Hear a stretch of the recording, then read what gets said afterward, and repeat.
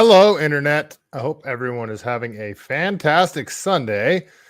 Quite the eventful news day, if I do say so myself. Just like last week, and nobody seems to be talking about the Trump assassination attempt anymore, are they? Well, in light of all the news, we are going to be switching gears a little bit and talking about something that has been going on for a very long time and a subject we shouldn't take our eye off the ball on. And it's the war on kids, not just California's war on kids, but it seems to be growing across the country. And I have a very special guest this evening, Jeff Younger. He's been fighting a battle against the state, against evil forces that would do evil things to his son if he allows it to happen. And we're going to get into the nitty-gritty of all of it tonight. So without further ado, here is Jeff. Hello. How you doing, sir? How's it going, Michael? Great. Nice to see you. Nice to see you. Well, we got a lot to talk about, and I mean, I'd like to start from the beginning, but I mean, if there's some breaking news in your case, I mean, let's we could start there, but I do kind of want to get the whole story out there, even though you've been on much larger shows than mine, and most people probably know who you are already. But is there any breaking news? Yeah, I mean, I just had a hearing last week, and the judge illegally, using surprise, ruled on 5 of my pretrial motions and basically denied me access to all evidence from the other side, denied me an independent medical exam of my son, denied me the ability to bring experts in under the terms that would allow them to speak freely. They're trying to exclude almost everything that my experts have to say and exclude that prior to trial. So basically, what the judge has done is basically created conditions where he rushed the trial in 6 weeks and then doesn't allow me to have any evidence for trial. And they have to do that because the evidence, the overwhelming weight of the evidence is on my side, and they know it. So they're biasing the process in order to get the outcome that they want. Well, your case is this is one of those things where if you would have said something like this would happen 15 years ago, people would say you're crazy. And yes, and it's happening. So it is happening. There's some people that are watching that probably have no idea what we're even talking about. So why don't we start from the very, very beginning? Let's tell the whole story. So I mean, I'll give from my understanding, this was a situation where your wife started saying our son is a girl and we should start treating him in that way. And starting at 2 years old, yeah. At 2 years old. Yes. Yeah. And magically it happened right before she filed for divorce so that she could use it to force me out of the house and away from my sons. It's really this is the thing about, so-called gender dysphoria and gender affirming care. There's no objective formulation of what it is. Right. So if you look at the diagnostic criteria in the DSM-5, which is psychology, I call it the Book of Doom. There's actually a good book about the DSM-5 called the Book of Doom and how it lacks any scientific foundation. It's written by psychiatrists who unfortunately objected to many of these things. But it basically just says that if you enjoy stereotypical girl things, if you're a boy and you enjoy stereotypical girl things, and it causes you significant distress, then you should have your puberty halted because of gender dysphoria, and you should be set up for surgery.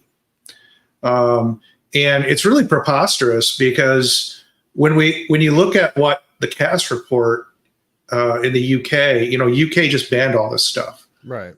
So did Finland, so did Denmark. A lot of countries that have been doing this for a lot longer than the US are banning it.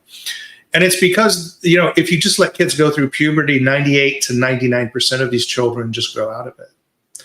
So I think what's actually happening is they are blocking puberty in children precisely because they don't want the children to be cured.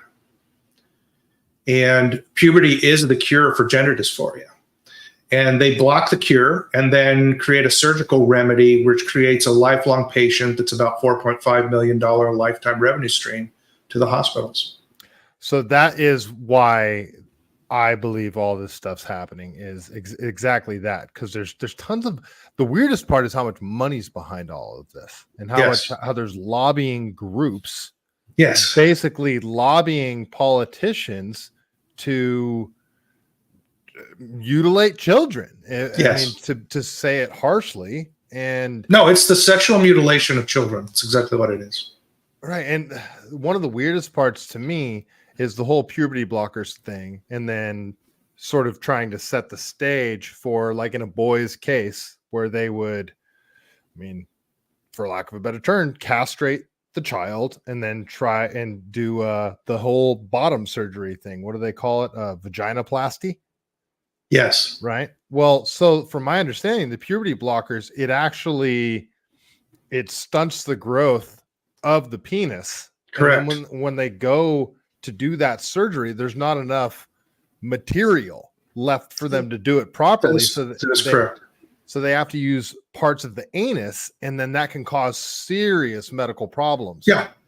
All of these surgical interventions are associated with massive complications, which can lead to death. They're also associated with vastly higher suicide rates, up to 24 times higher. I mean, look, if you cut a man's dick and balls off, right, of course, he's a higher risk for suicide later in life when he realizes what he's done. So, but again, he's a lifetime income stream to the hospitals and to the insurance companies. That was one of Obama's big changes in 2016. Is he added these procedures to procedures that could be reimbursed by insurance, not by Medicare or Medicaid, but by insurance, private insurance. And that will just lead to a financial explosion of these clinics. The way you can see that it was coordinated is that over 3 or 4 years, you had $100 million clinics spring up in all 50 states simultaneously. So it was a massively coordinated thing. And I think the more interesting question beyond the money is, why did someone want to create financial incentives to do this to kids? And who is doing that? And kind of what's behind it? And there's some surprising answers for conservatives there. Yeah. And that's even, I mean, that goes down even darker road, where it's not just financial incentives, but the whole, I mean, then it comes into, why are they I mean, I don't know if we're on the same page on this, but why are they leaving the border wide open? Correct. Why are they doing tons of things that seemingly will lead to the collapse of society? Yeah. Anarcho-tyranny, where they allow criminals to prey on you. Right. And if you defend yourself, they'll put you in jail. Right. All of this stuff is, so that's the more, here's a little tidbit that I think will shock some members of your audience. The founders of this transgender movement in America are all Republicans. They're not Democrats. The largest donors to the Republican Party at the time when this began was James Pritzker. He's now Jennifer Pritzker. He's an ugly man in a dress. And Paul Singer. Paul Singer is the largest donor to the Republican Party to this day. And he founded the Human Rights Campaign, the yellow equal sign, the largest transgender lobby organization in the world. James Pritzker pushed the child transgender agenda. After he became an ugly man in a dress, he switched over to the Democratic Party. But it was early on, it was Republican donors that created all this. And that's why you saw resistance to Republican governors in Republican states like Texas and Arkansas and Alabama. They really resisted making this illegal to sexually mutilate children because their donors didn't want it to be illegal. They also, when they did make it illegal, put loopholes in there to please their donors. And what do you think's behind that side of things? I think that the overall issue is this. I've lived in 10 different countries. significant time in 4 different countries, and both in Asia and in Europe. Nowhere in the world does anyone believe in free speech except in America. Nobody believes in it. If you go up to Canada, for example, they'll tell you free speech is a positive evil. They don't believe in free speech. Most of the world believes that free speech is an evil. They don't believe in gun rights. No place in the world does anybody believe in gun rights except in America. They don't believe in individual right to self-defense. Self-defense is illegal in most countries in the world. I don't think people realize that. In the United Kingdom, you have a duty to flee your home if a burglar enters. You can't even defend your home legally. You can't use force. And they really put people in jail. I mean, a few years ago, they put a 70-year-old pensioner in prison for hitting a robber with a cricket bat. And they didn't punish the robber because they don't punish petty robberies in the UK. So nowhere else in the world do you have people that believe in these ideas of individual freedom, liberty. And in America, if you look at our upper classes, the rich elites, they don't believe in this. They don't believe in any of these things. If you look at the lower classes that receive welfare from the government, they don't believe in any of these things. So really, it's only the American middle class in the whole world that believes in this stuff. And you just outlined the general principles of liberty, everything this country was founded on, and what really did make this country great and explode. And there's an attack on all of that. So, and they have to break all of that. They must break the American middle class because they're the only people in the world that believe in it. Well, California is the blueprint. No doubt about it. California's gun laws are insane. Even your knife laws are crazy. So, I'm not even sure. Heavily enforced. Is that right? Okay. Yeah. In Texas, we don't have length restrictions. You can carry folded knives however you want it, the fixed blade knives, whatever. I mean, I usually carry a short sword into the Texas Capitol all the time because I carry a Bowie knife with me all the time. It's 18 inches long. And I carry that all the time. In Texas, in California, I'd be very, scared to do that.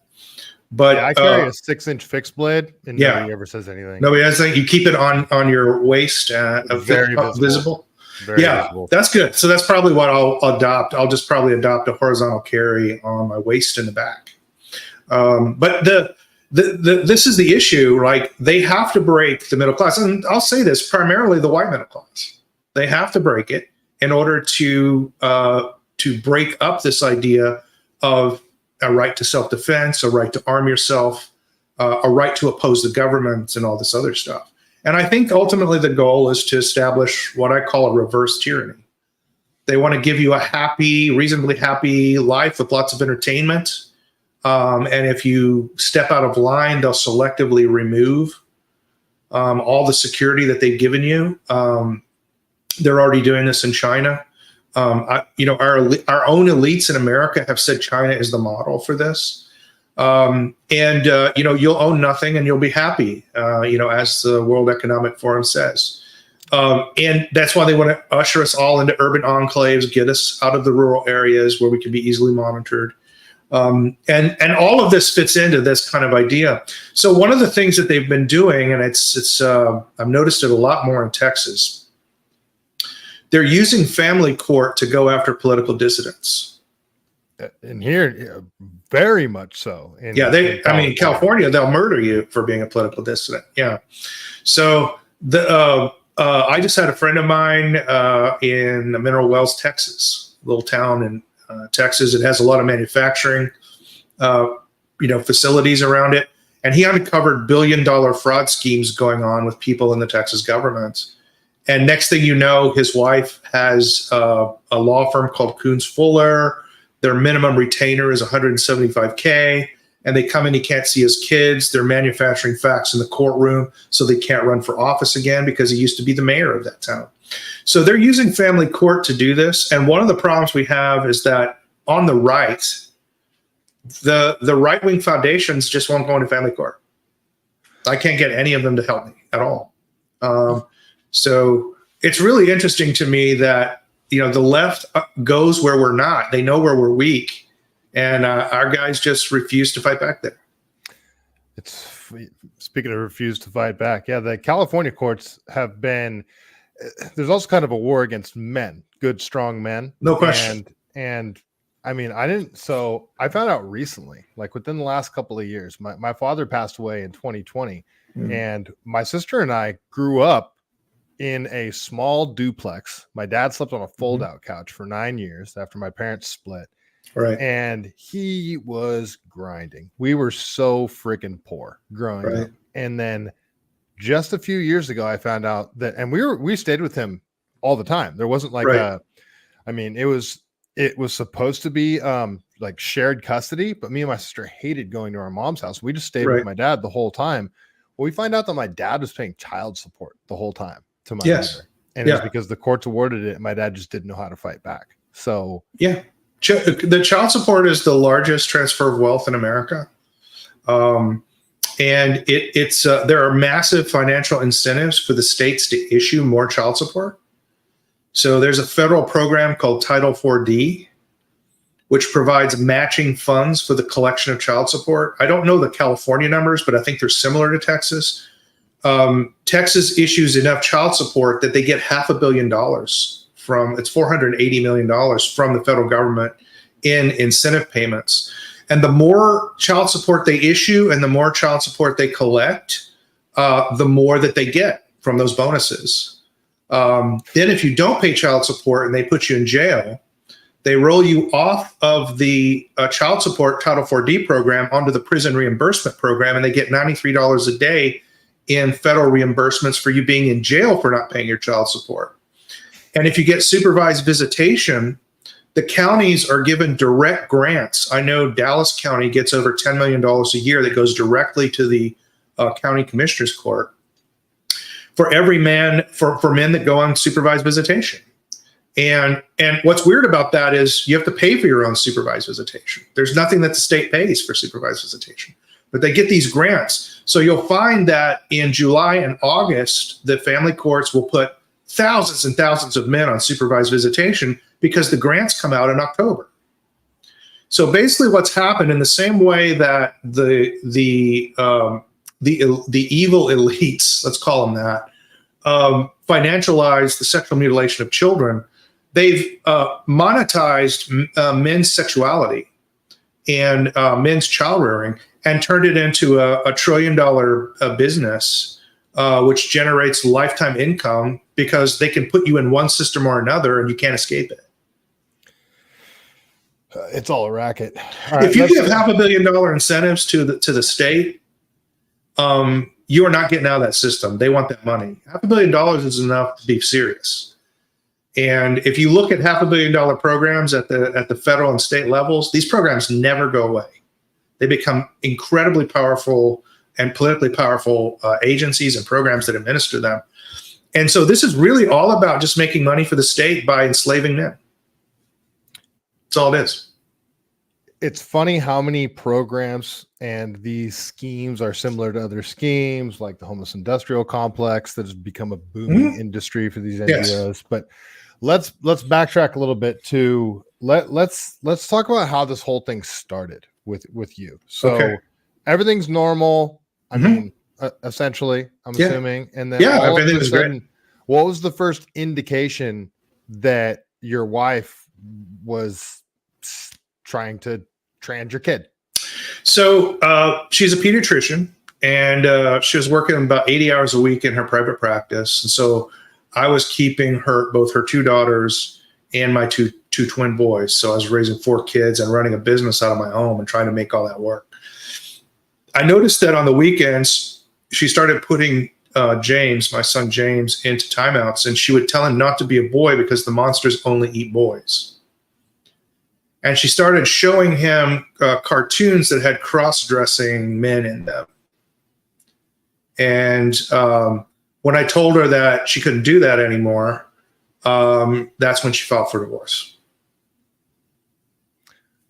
That was the start of it. And it just hit me completely out of the blue. Like I didn't see it coming, man.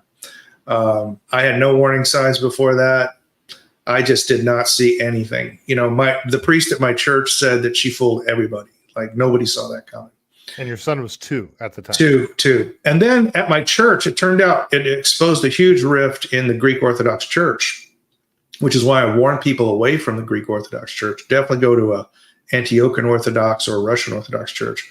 Right, we talked about that. At this Greek Orthodox Church, it turned out there were a bunch of liberals that were going to church there, and they all sided with my wife and helped her transition my son to a girl. My church actually turned against me. Socially transitioning, right? Yes, but they were pushing for everything. They were helping her and helping my wife with everything, because there were a number of doctors that helped her get experts for all this stuff. And the priest, his name is Caitlin Vasile, at St. John the Baptist Greek Orthodox Church in Euless, Texas. I name names, man. You'll find that I name people's names when they do this stuff. He allowed my son to dance as a girl up on stage at the Greek festival on church grounds. And he told people who had knowledge of things that she had done, where she tried to put my son into a dress and he cried and said he didn't want to. There were people that witnessed that would not testify for me at court because the priest told them not to. So stay away from the Greek Orthodox Church. I think it's been compromised, and it's a homosexual LGBT church now, and your children aren't safe at a Greek Orthodox Church. So I would get out of there. So that happened, and that caused me, because I didn't get help from my community. The people that knew me and knew my children wouldn't help me. When I went to trial for the divorce in 2016, I had very little evidence for people to testify. And so they just used the stereotypes about men. Even though I was the stay-at-home father taking care of 4 children and she was working 80 hours a week, they gave me less than standard possession time with my children. Now, the custody evaluator, his name is Blake Mitchell. He's a psychologist. He works out of Frisco, Texas. Blake Mitchell asked me what was the most important issue to me in the divorce, and I said, she's tampering with my son's gender identity. He investigated that, quote unquote, and found and told the court that I had made a false accusation against my ex-wife, that she was not tampering with my son's gender identity. She was raising him as a normal boy. And on the basis that I had, quote unquote, lied about her trying to transition my son, they gave me less than standard possession time. I also got maximal child support in Texas. So then years later, you find out all that's the court. There's no way to retroactively. So like the initial decision that they made, you're dead in family court after the initial decision. Like you can't climb out of the hole, because the way the family courts work, because remember, it's a money-making enterprise. They have to assign someone as the bad guy. They have to make one parent the bad guy, because that's the parent that has to pay the child support so the state can get its Title IV-D money. Okay? So there's no equity in family court. It's always determining who's the bad guy. There's no concept of equity. Equity is the idea that you try to get a good outcome for both parties. And in this case, 3 parties, because you have the children involved. But in family courts, they don't do that. They assign a loser parent and a winner parent. I was assigned a loser parent role. Nevertheless, I went to trial again in 2019 because she filed again to try to castrate my son. So here, Jeff, really quick. So Lost Cause just commented and says, California is fucked. No way I would ever live there, which is true. But Lost Cause, this is happening in Texas at the time. And this all happened to be in Texas. People need to know this. What time period was this? From 2016 to now. Okay. So I mean, what city as well? What, like Dallas County, which is one of the more left-wing areas in Texas. You got 4 big left-wing areas in Texas: Dallas County, San Antonio, Austin, and Houston. Okay. Dallas County is probably the most politically powerful left-wing area in Texas. Okay. So in 2019, I had another trial, and they gave me 50-50 custody, no child support, and a complete check on all medical procedures. Oh, so I won the trial. You're gaining back ground. Yeah, there was a moment in the trial where the judge, her name is Kim Cooks, you could see that the judge snapped to what was actually happening. My ex-wife was just lying to the court all the time, and she just snapped to it. But what happened was the judges in Dallas County got together, recused that judge, and they moved me to another court, into the 301st District Court with Judge Mary Brown. I call her Judge Bloody Mary Brown. And Bloody Mary Brown systematically stripped me of all parental rights instead of implementing that jury verdict. So that shows you that the courts are completely unaccountable. Like, they don't have to obey verdicts. How did that happen? I mean, how can they just do that? So first of all, people ask me this all the time. What you have to know about family court is they don't have any obligation to follow the law because there's no oversight over them. If you go to the judges' trainings for family court, they actually brag that they don't follow the law. They say what we do is in the best interest of the children. We don't do what's in the laws, right? But in my case, the pretext that they used was I was supposed to go visit a counselor and cover 9 items. These are things like recognizing the signs of bullying, unconditionally loving your children, that kind of stuff. So the court ordered me to go to this counselor, who then spent about $40,000 of my money and never covered any of the 9 elements. It was pretty clear to me they were never going to give me custody of my children. So I went to another counselor and did the 9 things in 2 months. And then the court refused to ever let my counselor testify, and then said because I didn't go to the court-appointed counselor, they stripped me of my parental rights. The second reason was I ran for political office in Texas for House District 63, partially on outlawing these practices in Texas and ending it finally for children by classifying it as felony child sexual abuse, which will get you a life prison term in the state of Texas. So I wanted to do that. So the Judge Bloody Mary Brown, 301st District Court in Dallas County, imposed an illegal gag order on me. And it was a prior restraint of political speech, and it prevented me from a lifetime ban, till my children are 18. I was not allowed to write any newspaper articles. I was not allowed to do any interviews. I was not allowed to do any op-eds. I could not speak in public outside my home on any topic relating to gender dysphoria, gender expansiveness, and I was not allowed to tell anyone whether my son was a boy or a girl. So, I just told the court several times that I was never going to follow that order, that I had maximum contempt for the judge for issuing the order. I had maximum contempt for the order, the text of the order itself. So I was in maximal contempt of court, and the judge was obligated to give me 18 months, which is the maximum sentence for criminal contempt, in the Lou Sterrett County Jail in Dallas County. And I really wanted to go into federal court and challenge this in federal criminal law. Because it's an unlawful prior restraint of speech. So instead of putting me in jail, which she knew she would lose because I had a writ of habeas corpus ready to go, she knew she would lose that. She instead stripped me of all my parental rights and took my kids away from me because I wouldn't stop talking about it. And I finally, after 6 years, did get a law passed here in Texas. They passed the law that I wrote, except for one thing. They did not classify it as felony child sexual abuse. And the reason they didn't do that is they didn't want to stop people from leaving the state and taking their kids to California to have them castrated and then bring them back to Texas. They left a loophole for the donors. So most of my audience and myself, well, a lot of my audience is like a libertarian audience. So the biggest thing is the state getting, correct. A lot of my audience is like anarchists too. So it's the state existing in the first place, but the state getting in between families. And I was a strange boy and had a crazy mom, and I would have been, boys are highly influential. And if you tell them something, they're just going to, okay, I guess this is the case. 100%. I grew up being told that, because I was bouncing off the walls all the time, that I had ADD. I grew up in that ADHD. Oh, yeah. So the whole Ritalin thing, and which is all bullshit, by the way. Yeah. Right. Well, so I was fortunate enough. So I'll tell the story really quick. I used to have to take Ritalin every day at lunch, me and my buddy Mike.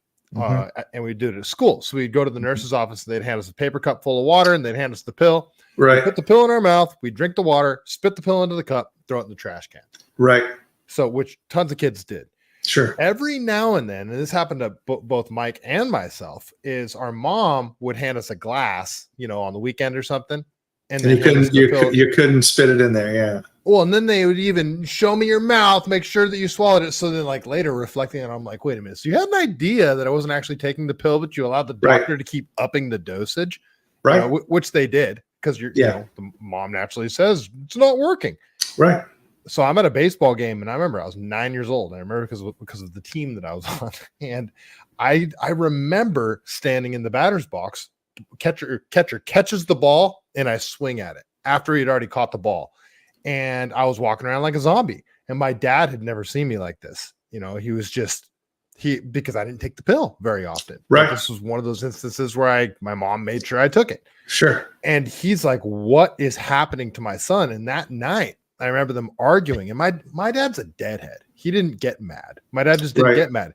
That night, my dad was screaming, "Never again, Kathy, never again." And I never had to take those pills again. And go figure, I get into junior high, I grow out of stuff, and I'm on the honor roll. I graduate high school with a 4.0.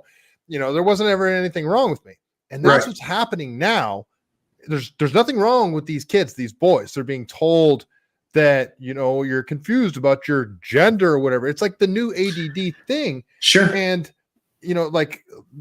they just tried to pass a law in California, which Gavin Newsom vetoed. I can't remember what it was, AB something or other. And it was that courts, when looking at a dispute over custody on what parents going to get custody, they had to side with the parent that was going to affirm the child's gender. You remember this one? And Gavin Newsom vetoed it, but he vetoes it saying, "Oh, that's because this law doesn't need to exist because they already have to do that," is what he said. So he didn't veto it and it went away. He's saying that judges already have to take that into consideration. And that seems exactly like what's happening in your case, that no question, the state and is very similar to what the government's doing right now. They just made it illegal in California for teachers to tell parents that their children are exhibiting gender dysphoria. Yes. They're exhibiting signs of that. Well, this is quite literally the state saying, we know what's better for your child than the parents do. Yes. And this is a dystopian nightmare. I mean, where does this end? Well, let me just relate what you just said to my son, James. So my son, James, started telling his mother that he didn't want to wear a dress to school, and he started refusing to put a dress on. How dare he? Yeah. How dare he be a boy? So she's a pediatrician, so she got a friend of hers diagnosed him with ADHD, and they drugged him, and he put a dress on. That's exactly what they did. That's why he says all this crazy stuff to the psychologist, because she drugs him. That's exactly what's going on. I'm sorry, but this woman belongs in prison. No question about it. She belongs under the prison. The other thing about ADHD is here's the thing. And I'm lucky in this respect. I also grew up very poor. I actually had to go hunt for food. Twice a week, I had to bring home meals for my family. Okay. And before I was old enough to own a gun, because I didn't get a rifle till I was 9 years old, I hunted with an Apache throwing stick that my uncle showed me how to hunt rabbits with. And, but I'd have to that's how poor we were. I had stunted growth and everything from malnutrition and all sorts of stuff. But one thing that nobody in my family, none of the people that I associated with, they never looked at a boy who was spirited and said something was wrong with him. They looked at a boy that was spirited and saw something to admire and to encourage. And they never stopped me from being spirited. And we should stop calling it being overactive. It's spiritedness. It's called masculinity. That's what it is. And the challenge for raising a boy is to not break his spirit as you teach him to control himself. And the modern methods, the chemical methods they're using, break boys' spirits. And they call that self-control. No, that's a broken boy. That's a broken man. That's not a man who is virtuous and has learned self-control, right? So they're using these substitute methods. And I'll just tell you, look at the architecture of schools. I don't know if you noticed this, but there's no windows in the schools. They don't put windows on schools anymore. So they put boys into, 40 by 40 square boxes and have them sit in a chair for 7 hours a day. That no boy can do that. Right. I mean, maybe there are some boys who are effeminate. There are effeminate boys. Boys, manliness is you can be more or less manly, right? But most boys simply can't do that. They're not physiologically capable of doing it. It's not a psychological issue. It is a psychological issue, but not just a psychological issue. They're not physiologically capable of doing that. And they've also, I don't know if you noticed, but they've gotten rid of recesses. They have 1 30-minute recess after lunch. They don't even do recesses anymore. When I was in school, I had 4 recesses. So I have a friend of mine, I went to the university, and I was a terrible student, unlike you, because I just couldn't, I take a math class. I just go study the math I was interested in. I screw the teacher, and then I just ace the final and never do the homework. So I had straight C's, I did really well in the SAT, and then I went in the Marine Corps.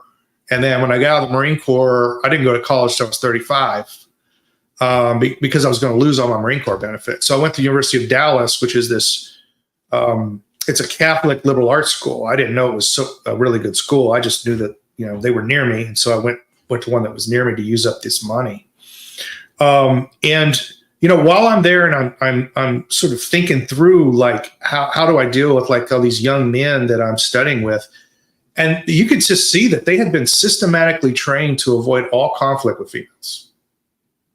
And I talked to them about it. They, in elementary school, junior high, and high school, in any conflict with a female, in even minor conflicts, they're given detention, they're punished, and they know that they're going to institutionally lose all conflicts with females.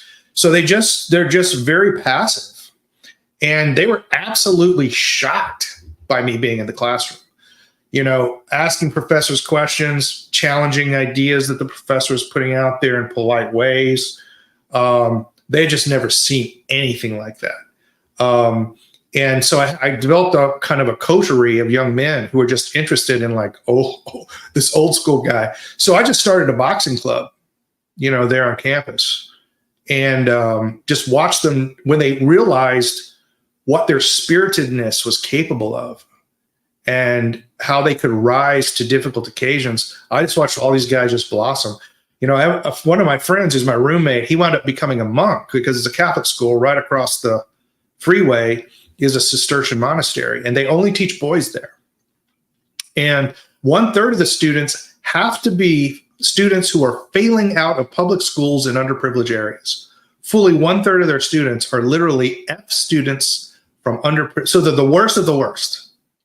And they have a 100% Ivy League acceptance rate. And here's what they do. It's very simple. First of all, they do the math curriculum 1 year behind because boys mature slower than girls. They do the exact same Holt math curriculum 1 year behind, no different than the public schools. Classes are only 45 minutes. In the 15 minutes between classes, they do hard physical play, very hard physical play, usually running, wrestling, things like that. They are also required to participate in contact sports. You can't play baseball. They have a basketball team, they have a baseball team, but you must participate in a contact sport. Most of them choose rugby over there. And that teaches them the self-control that they need. And they get 100% Ivy League acceptance rates. That's the only things they do. Shorter class times, a recess every 45 minutes, hard physical play, contact sports. That's all they do. Yeah, there is definitely a systematic attack on masculinity. Yes. It's called toxic now. Yeah. Well, you have social and emotional learning in California, right? Well, I mean, I don't have kids, so I'm disconnected from all this stuff. I just hear about, like, my best friend pulled his kids out of school. You got to get your kids out of school. I mean, that's just 2 years ago. So I call myself a recovering libertarian. I helped run the Libertarian Party in Texas for 4 years. I'm very comfortable. I can quote Murray Rothbard chapter and verse. Let me put it that way. Okay. So I'm very familiar with the libertarian ethos and in many ways admire it. There is absolutely no excuse for anybody who is an ANCAP or a libertarian to have their kids anywhere near government schools, because they are the programs that are being imposed on children now are not anything like what you went to school. So the federal program called SEL, Social and Emotional Learning, I was very involved in opposing this here in Texas. What it is first, it's a radical redefinition of education, number one. Yeah, James Lindsay does a lot of good work. He does. I know James Lindsay too. He's a martial artist. He does Bagua. I do too. Yeah, I like to make fun of him though. Yeah. There's good reasons to make fun of him, actually. I can tell you something. But it's a radical redefinition of education to your attitudes and your beliefs rather than academic knowledge. But that's not the sinister part of it. Okay, that's kind of like lefty bullshit. You get, you redefine education, whatever. The real sinister part of it is that it comes along with psychological tests, which are administered to your children every semester. They're administered under the guise of academic tests. But here in Texas, we went and through public records requests, got all of the details on how these tests were created. And they were all created by psychologists. So they're propagandizing your children. Then they're testing your children twice a year to see if their attitudes and beliefs have changed in accordance with leftist ideology, globalist ideology. And this gives them a feedback mechanism to improve their propaganda. So your children are participating in the tyranny of other children, not just themselves, through this feedback loop, right? So you've just got to get your kids out of public schools. There's just no way in hell you should have your kids in public schools. Well, California has really made it difficult because you're not allowed to just pull your kids out of school. You have to either put them in a private school, put them in a charter school. You can't just, I mean, at this point, from what I see, you're better off pulling your kids out of school and being like, okay, you're going to work with me every day, or you're just going to, shadow me. I mean, not just stay at home, put together a, read this book type thing, talk to me about it later, anything, because it's just a straight indoctrination camp. So you can't homeschool is what you're telling me in California. They make it very, you can't just, they have to go to like an established homeschool. You can't just homeschool your kids. You can't teach your own kids. They don't allow you to teach your own kids.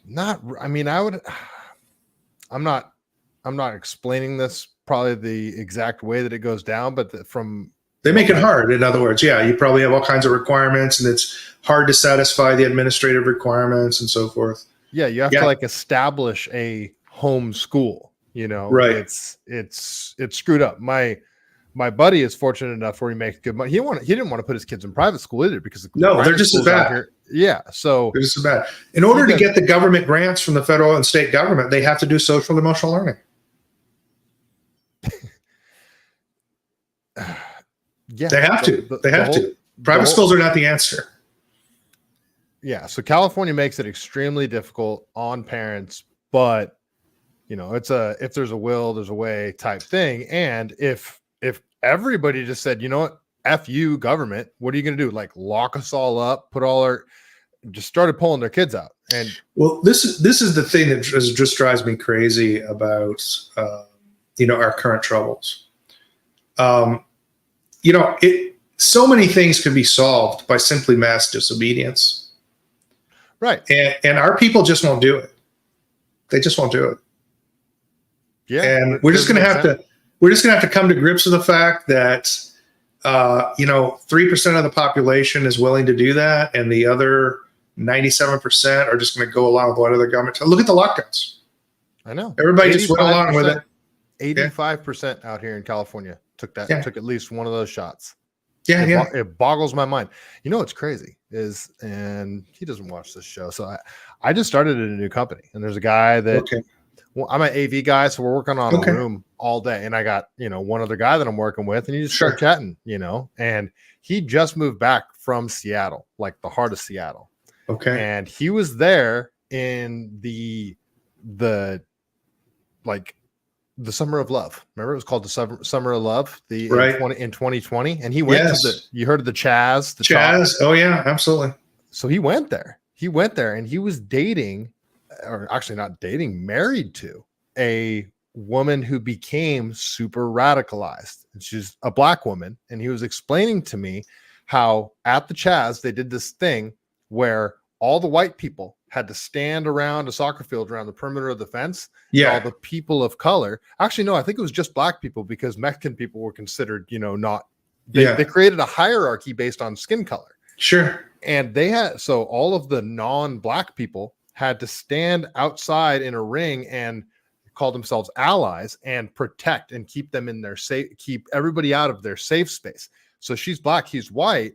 She's like, I'm going to the inner circle. You have to stay out here on the outer circle. And he just did it. And then he took 3 shots as well. And it's him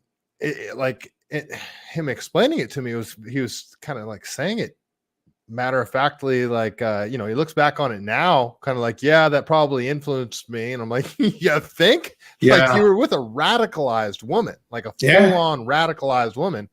And if you dissent from that radicalization, you're called the radical. You're the one that's called a radical. Sure. Yeah, the whole thing.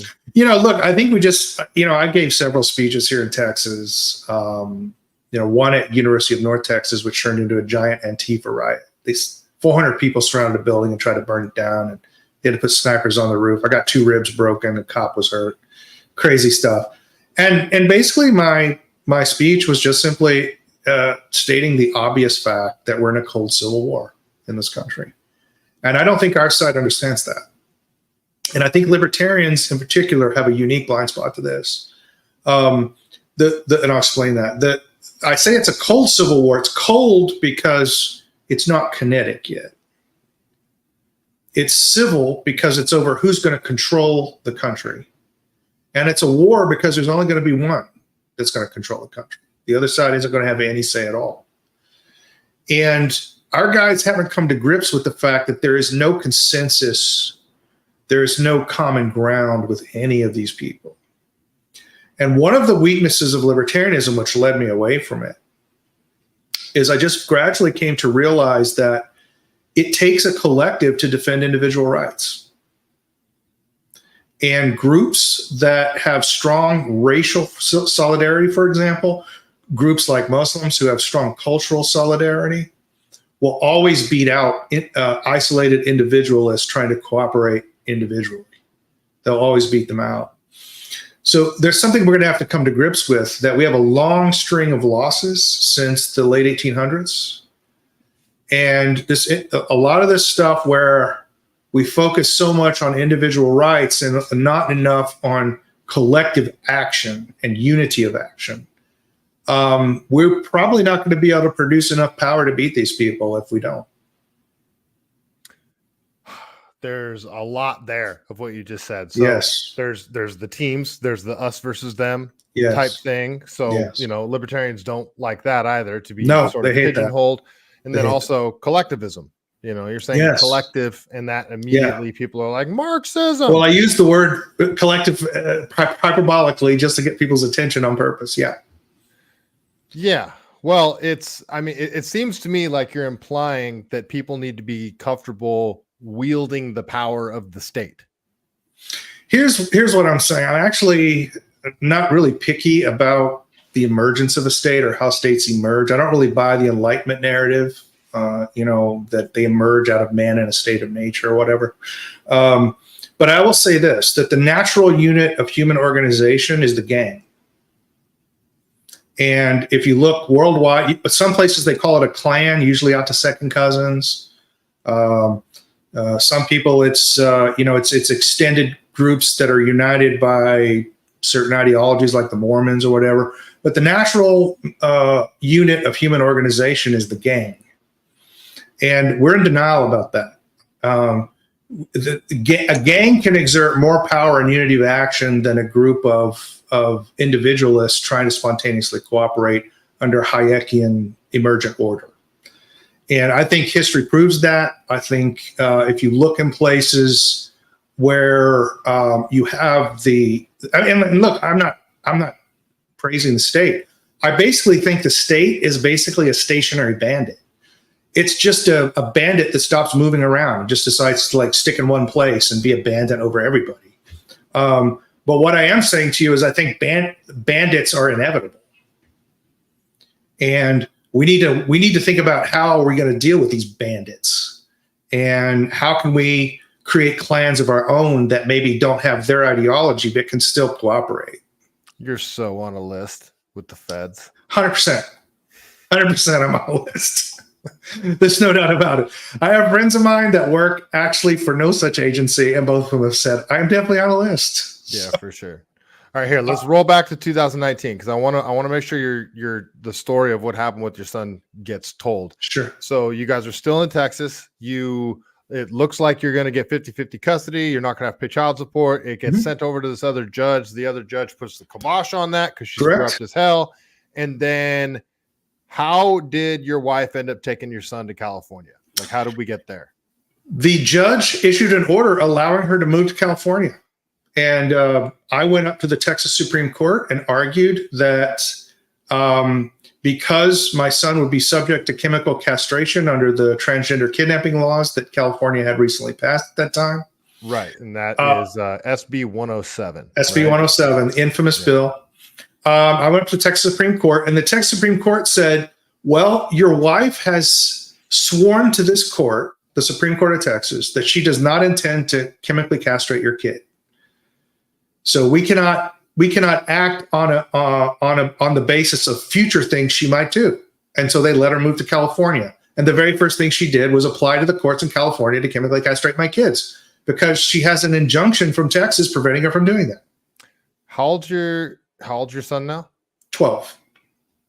Where is he on all this? Because I mean, he's getting to the age where he's like, I mean, I was like 13, 14 when I started having an understanding of, oh, my mom's crazy. He's completely brainwashed. He thinks that his natural sexual urges are a disease. They're a result of a disease. Like, you mean him being so he's attracted to girls? He definitely was when he was with me. I mean, you got to understand, like, my son was a very talented boxer. He was I saw you took him to jiu-jitsu and oh yeah. But in boxing, he was just insane at. Like, I mean, Olympic talent coaches were looking at my son to farm him onto a team. Like, he was just an insanely good boxer, very athletic. But he's basically been taught by his mom that when he gets up in the morning and has an erection, that's the result of a disease that needs to be cured. It's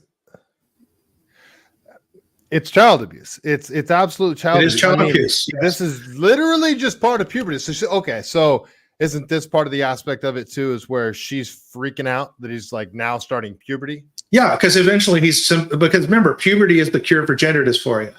So she knows that eventually he's gonna grow out of it.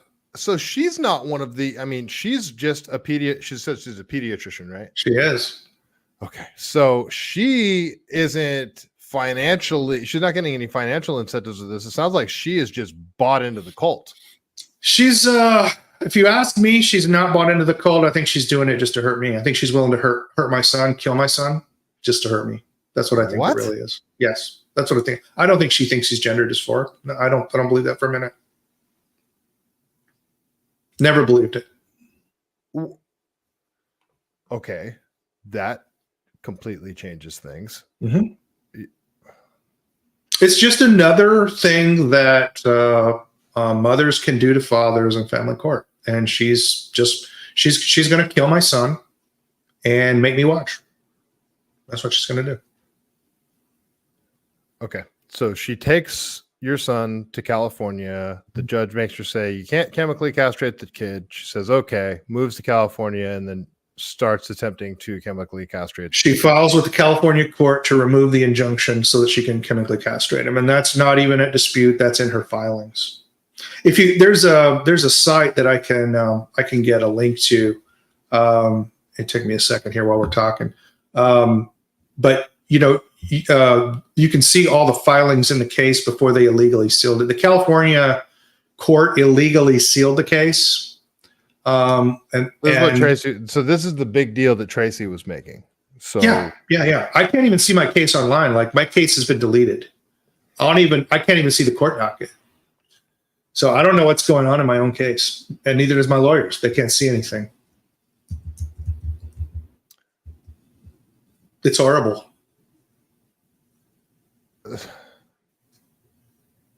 And that's just, unfortunately, the corruption in family courts are just that bad, man. They're just that bad. It's that bad. But I mean, let's really look at the reality of the situation. This is a crazy mother brainwashing a boy into thinking he's a girl, and everything that he's going through as a 12-year-old, which every man out there remembers what it was like when he was 12. Your boy stuff, weird stuff starts happening to your body, being made to think that is all wrong. That's right. you're already super confused about what's happening. And then the state is saying that it's okay for her to give the child chemical castration drugs. Yes. And then ultimately castrate your son. Like this, my brain can't compute. The state is, it's a child. Like you said, in the UK, in Finland, in other countries in Europe, they have already said, like, we realize what we did. This is awful. This is horrible. As soon as, I mean, even the very beginning. They have 25 years of longitudinal data. They've been doing it that long.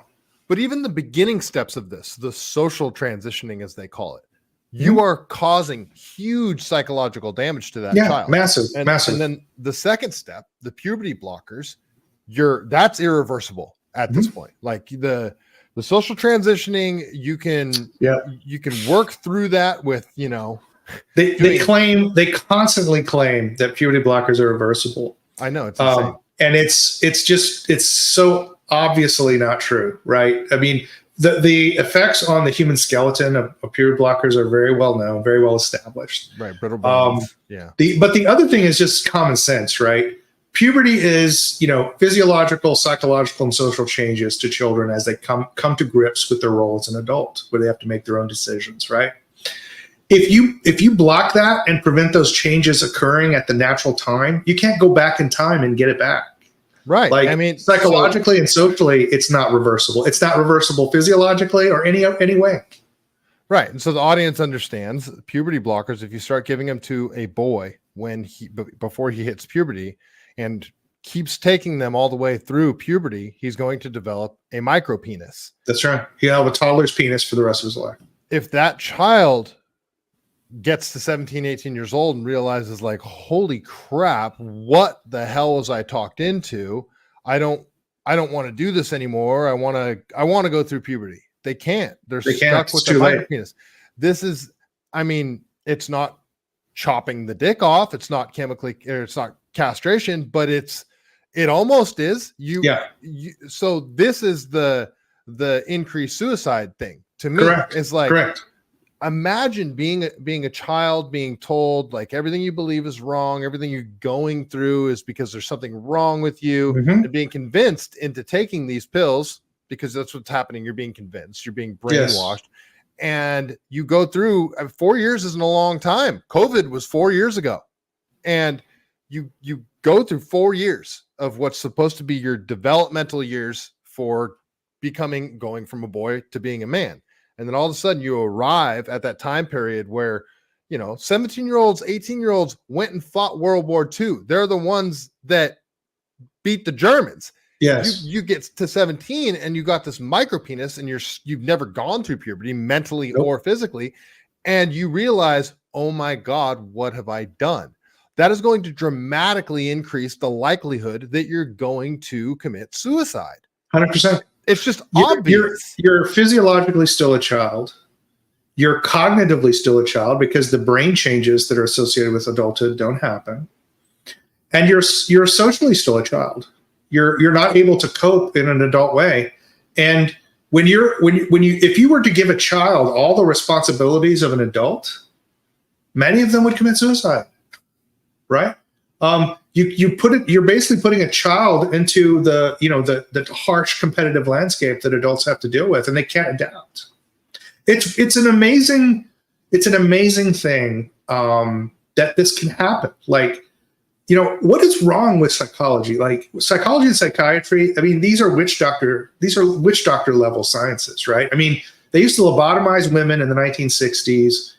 In the 1970s, they started experimenting with all these weird drug protocols that caused all kinds of brain damage in kids. In the 1980s, they were giving electroshock to black children who were unruly or criminal and literally torturing them with electroshock. You get these weird satanic cult scares, repressed memory stuff that they invented in the 1990s. And now there's this crazy transgender stuff. We need to seriously think about completely delicensing psychology and psychiatry and just not give it the status of a profession. They have caused so much damage, social damage to us I can't see how they have any right to be considered a profession and to be considered experts at anything. Well, it's amazing how every single clinical psychologist that's below, age 40 or whatever that you seem to meet seems to be a radical leftist.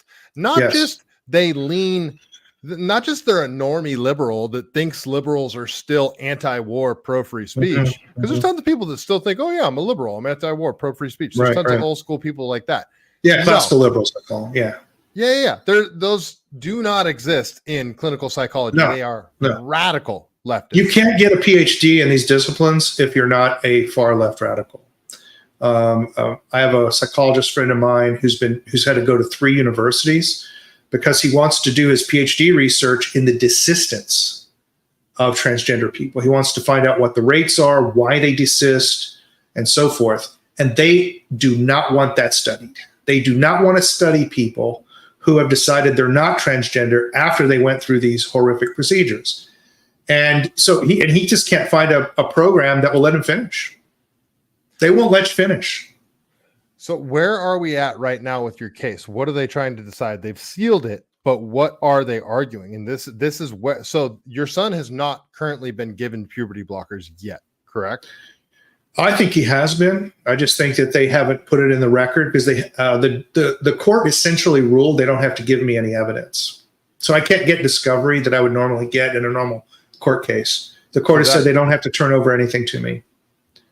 So my belief, I can't get an independent, and I wanted to get an independent medical exam to see if he is getting hormones and if that's influencing his decisions. The judge won't let me get an independent medical exam. And so I honestly don't know. My personal opinion is that he is receiving puberty blockers and that he has been for some time. So without my consent and against the injunction. So, but the courts, you understand that the template for the Trump abuses in courts were laid out in the family courts. Like the judges learned how to be corrupt in the family courts.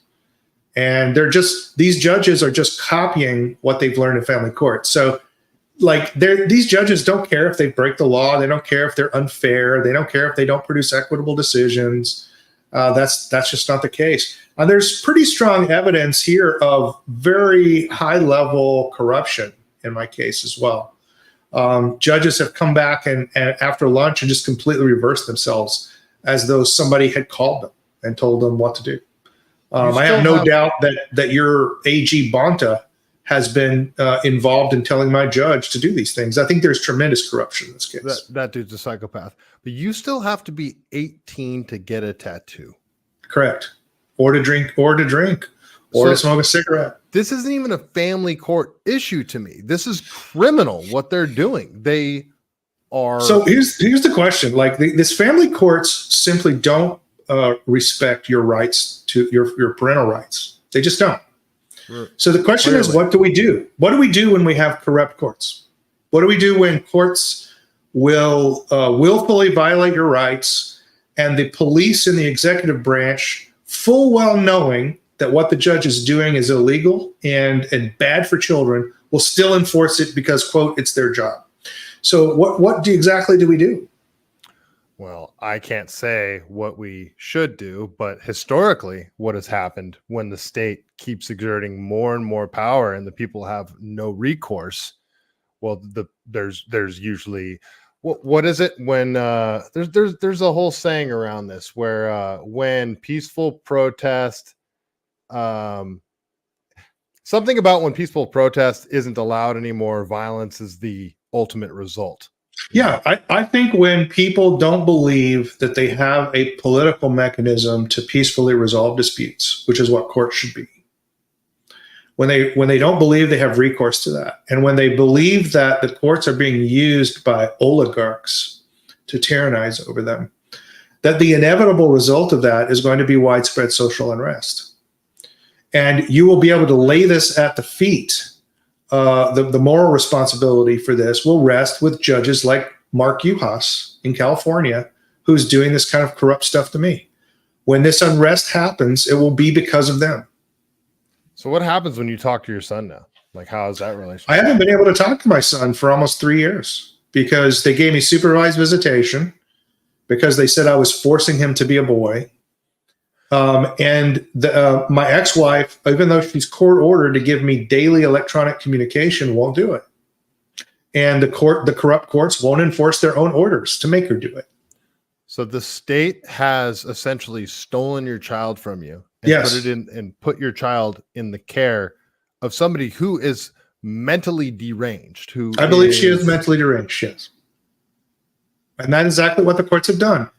And you know, I mean, we can describe the problem. I think we know the problem. The question is, what do we do about it?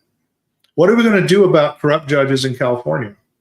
So how do we get them out of office? What are the levers of power in the state of California to use against judges? How can we ruin their reputations and go after their donors who've given them money? How do we gain evidence to prove their corruption in criminal courts and in federal courts if necessary, because the state prosecutors probably aren't going to go after them? So, you know, I mean, I think it's time for us to seriously think about what we're going to do, because it's not going to get better. It's actually getting much worse. The bar associations are becoming more and more tyrannical and circling the wagons around these corrupt judges. So I think we need to give serious consideration. You know, if you're a libertarian, you're an anarchist, you know, what are you going to do? They're doing this to kids. They're going to eventually do it to your kid. They're not going to give you a choice. If your kids are in public school, they're already doing it to your kids. What are you going to do about it? I think it's when peaceful resolution becomes impossible, violent revolution becomes inevitable. I think that's the saying. So Yeah. Someone said that. Yeah. Well, I don't want revolution. I don't want No. bloody revolution. I don't want violence. However, the choices to turn this ship around are becoming few and far between. It's this. I don't think people understand the extent of what's happening. Like, to recap, your son has been stolen from you. Yes. Using the power of the state. Yes. Taken out of Texas, Yes. brought to California, Yes. and the child is now in the care of a mentally deranged pediatrician who has Yes. access to very powerful people, Yes. drugs, apparently probably knows people that are within the judicial system, the family court system, Yes. and they are going to chemically and physically Yes. castrate your son. Mhm. Like, really, I mean, you don't need to wrap your brain around it, but you guys that are listening, really wrap your brain around that. His son was stolen from him by the state, put in the care of a mentally deranged woman, and they're going to castrate his child. And he's been dealing with this for 9 years, since his child was 2 years old. His child is 12 years old now, and clearly already has psychological issues from all of this. Mhm. We need powerful people to help you.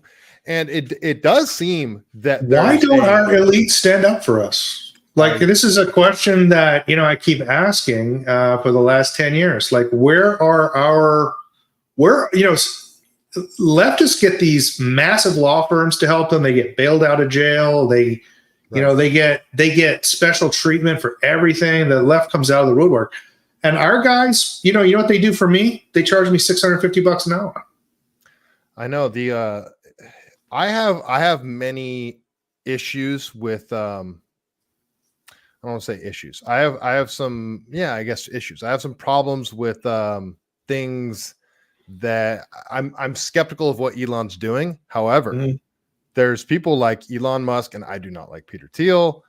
I do like David Sachs, but they're even Zuckerberg just came out and said what happened with Trump when he stood up and put his fist up. That was kind of badass. Funny, Zuckerberg starts doing jujitsu, and go figure, he starts acting like a man. Right.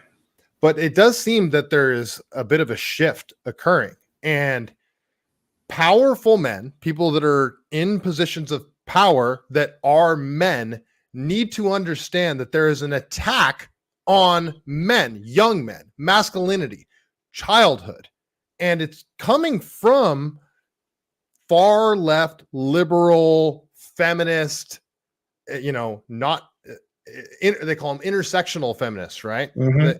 There's an attack on boyhood. There's an attack on childhood. There's an attack on boys. There's an attack on No masculinity. question.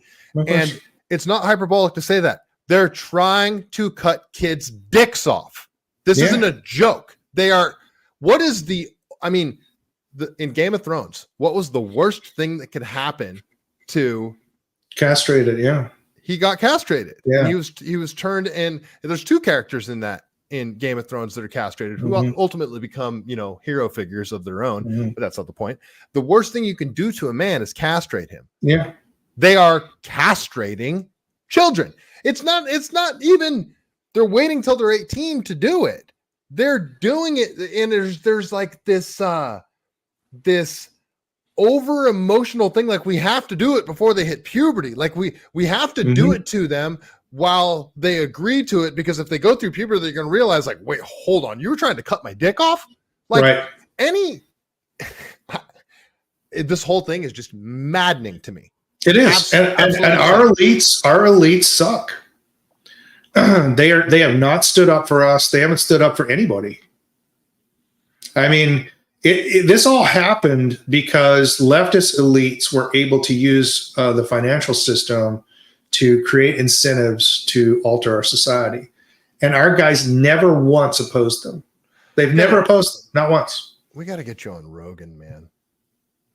Like, have you been on Tucker? We got to get you on Rogan. We got to get on Tucker. I need to go back on Tucker so I can explain what's happening in California. I just don't think people realize how corrupt the family courts are, and that what my case shows is that it's an interstate corruption. Right. It's the judges are colluding between states to castrate kids. Right. And what I was talking to Tracy about is you almost have to like pitch. It's a 9-year story, and it's ongoing, and there's always something new happening with it. And it's with the TikTok attention span now, where everybody has the attention span of 15 seconds. You almost have to pitch this how are we going to sell this to the audience? How are we going to sell the fact that this man's child has been stolen by the state, put in the care of a deranged woman, and they're trying to cut your child's dick off? How do we sell that to the audience and make it appealing?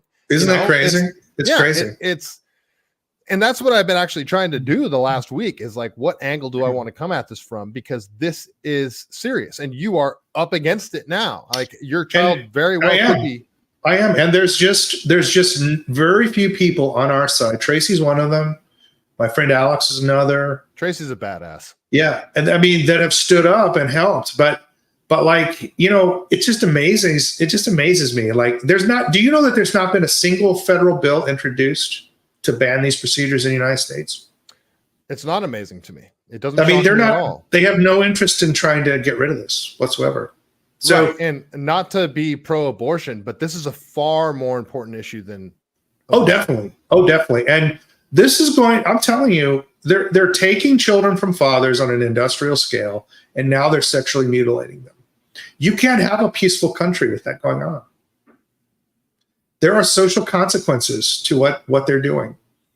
And I don't think these judges, I think these judges are intelligent, but I just don't think they think through what the social ramifications of their actions are.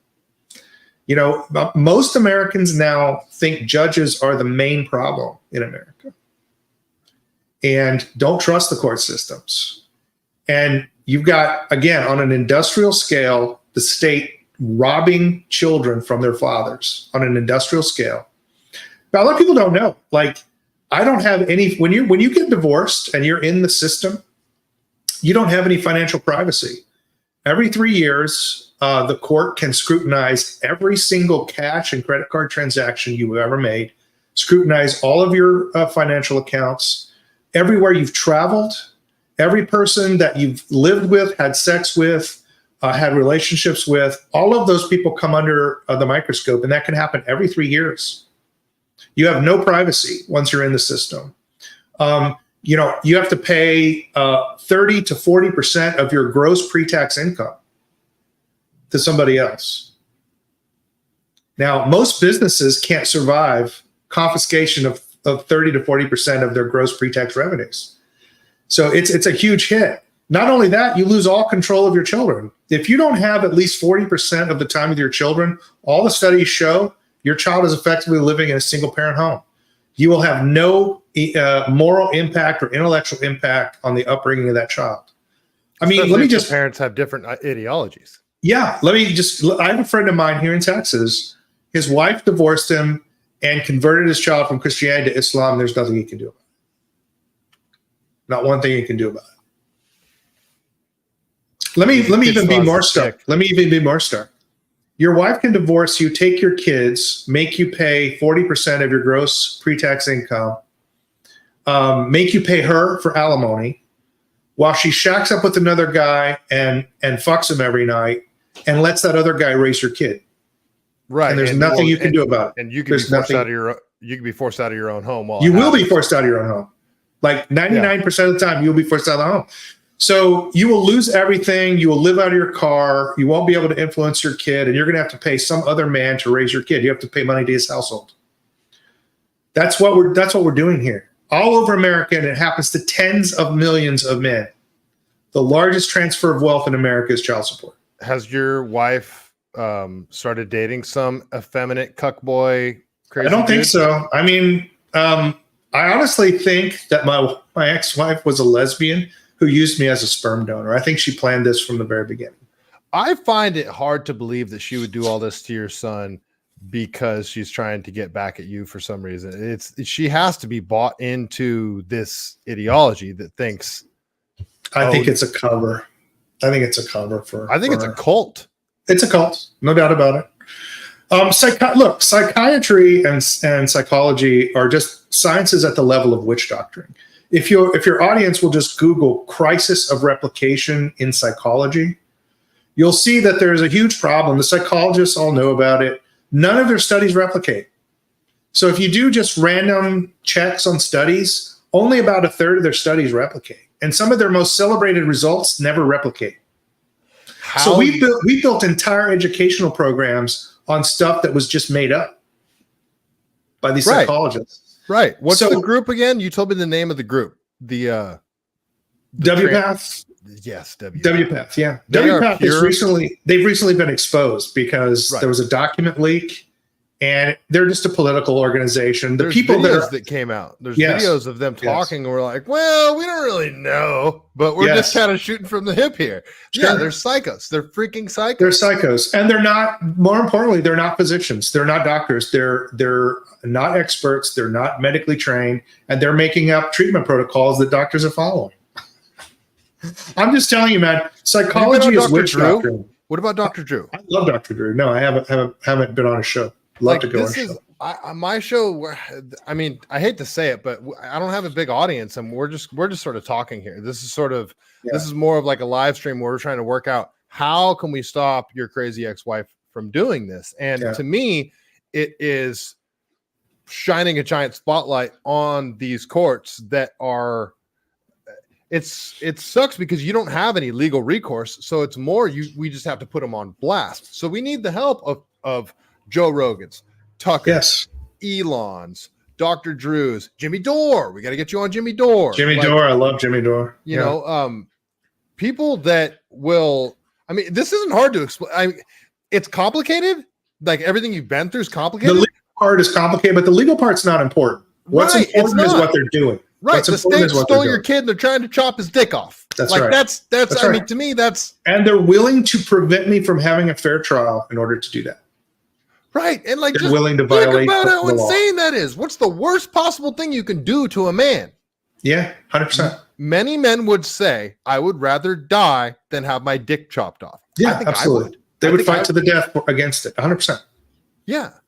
Yeah, but it's, again, I ask you, put yourself in my position. I don't want to. If I act out emotionally in any way, I mean, if I'm in court and I get angry about them trying to cut my son's dick off, they're going to say I'm a danger. So I'm the one who has to be calm while they literally put my son in front of me and sexually mutilate him. But that, I mean, I'm not telling you to like act out in court or anything like that, but isn't that playing by their rules? It's like, even the whole, even calling it, like the gender affirming care. I don't and call then it the that. puberty, and then puberty blockers. They're not puberty blockers. No, they're That's chemical castration drugs. Yeah, it's the same drug. The drug is Lupron. Lupron. Yeah, It's the most expensive drug sold in the United States, and it's the same drug that they give to rapists when they chemically castrate them. right. It's chemical castrating drugs. Yes, and that's what it is. Gender affirming care. To me, not even to me. You know what gender affirming care is? Your boy starts saying, "I'm a girl, I'm a girl," and you're saying, "Nope, you're actually a boy," and there's nothing you can do about it. That's right. That's right. That's gender affirming care. Yeah, I agree. This idea of expressive individualism that our opponents have, this idea that you can kind of become anything you want, and that there's no constraint on what you can make of yourself. It really is one of the root, deeply, even religiously believed assumptions of our opponents. Well, it's that just the most. Everything is socially constructed. There are no limits on But how it's you. so ridiculous. It's totally like, ridiculous. Take the argument that they're making and apply it to anything else. Yeah, it's ridiculous. I'm a boy. I can be a girl. Okay. Yes. I'm black now. I'm black now. Why can't you be transracial? Yeah. Why can't this 5'6" person over here say I'm 6'4"? Correct. It's why can't old people identify as young? That's right. Why this is a denial of reality in every. It is. But I've as you get older, and you become less ruled by your passions, you can do things like, you can consider an idea as deeply as you can without ascending to it. And I've tried to get into the heads of my opponents. And I believe, for example, like they think something like this. You can't have a human identity without a sexual identity. They don't see sex as a behavior, but as a status that you have. It's an identity. And so they see a child with no sexual identity, and they think somehow the child is less human or not fully able to actualize itself as a human. And by giving a child a sexual identity, they're liberating the child to have a more full human identity. That's kind of like what I think they think. Now, it's nuts. It's totally crazy. But they, in their mind, in their minds, they're being benevolent. They truly believe it. The judge in my case, Mark Uhas, really believes that by cutting my son's balls off, he's being a good man. He believes that. Well, so if you can't have a human identity without a gender identity, therefore people that are gender fluid aren't human. Yes, and that's right. Which is why they have to make us. They have to make us conform to them. It's like this insane alchemy. It is. It's essentially a radical social constructivist view of human nature, and that's why I've always said, I don't want to get too philosophical, but among learned audiences, I'd say, look, the dispute that we have is not political, it's not ideological, it's not economic. The fundamental dispute that's going on in the world right now, in America in particular, is a dispute over human anthropology. It's a dispute over this question: what is a human being? And let me give you an example. I had an NBC producer who was trying to get an interview with me and my son. This is a while back. And I let him meet my sons, and he threw a football with my sons and played sword fighting and stuff with my sons. But I never let him interview my sons. And I ultimately decided not to let him interview me either. But eventually he got me alone at a restaurant, and I think he was recording, and he tried to get a little gotcha moment. And this is a big time NBC producer.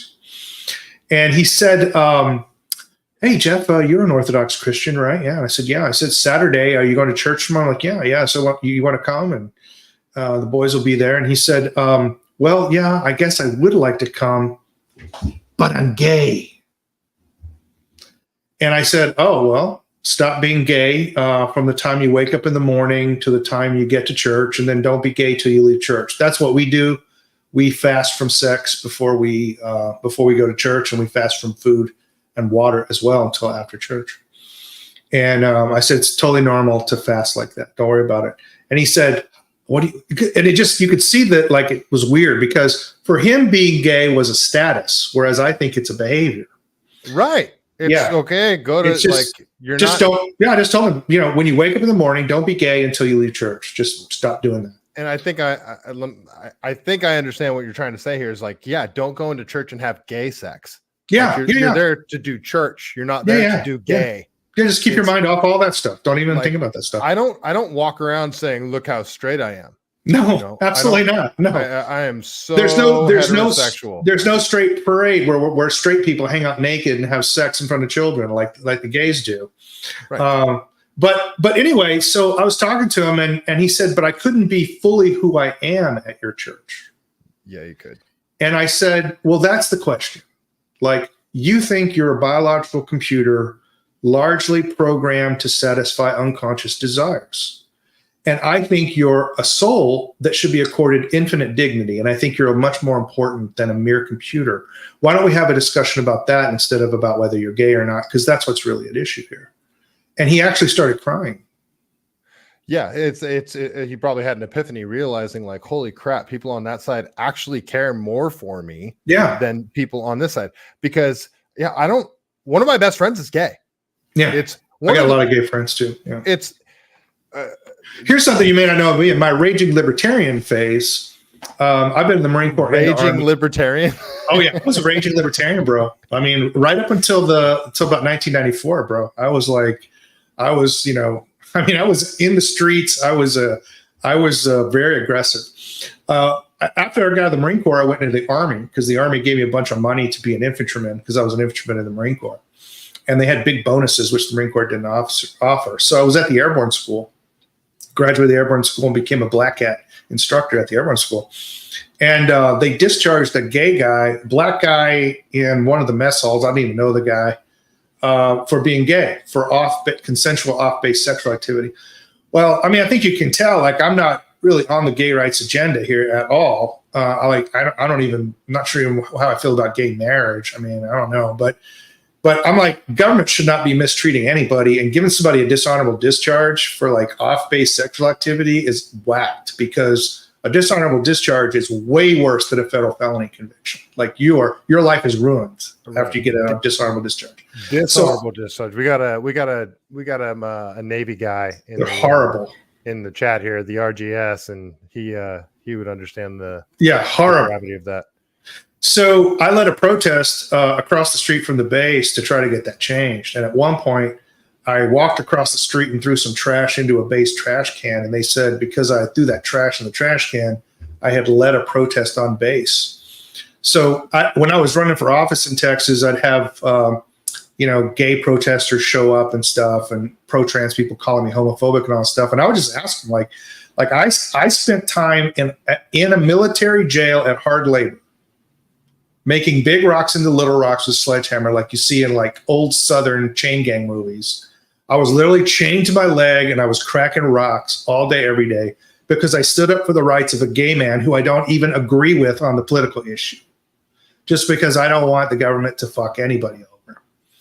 So like, I think I have some bona fides here. Like, I don't think I'm homophobic just because I have political disagreements with gay people. I don't want the government to mistreat gay people, but I also have a perfect right to look at the social ramifications of the anthropology that's pushed by gay people and its effect on the laws and effects on our society.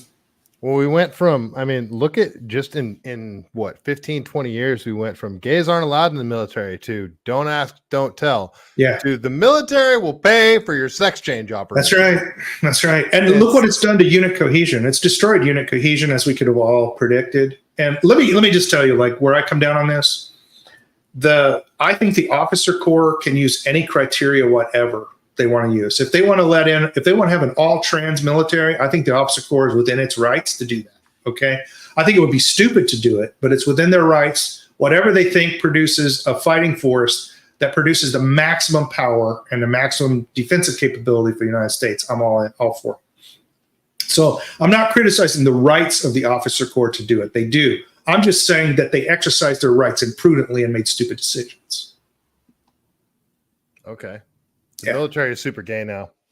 Oh, 100%. I mean, I tell everybody now to stay out of the military. There's no reason for any any of our people on our side, if you're right wing, like I'm so right wing. If I'm Attila Hun, I mean, he'd be a little liberal for me, but I could probably get along with him. Most of my friends are like all the people that supported my political campaign are ANCAPs because I have all this time with the Libertarian Party and stuff. So when I say our people, I'm talking about all the people that don't want government intervention in these things.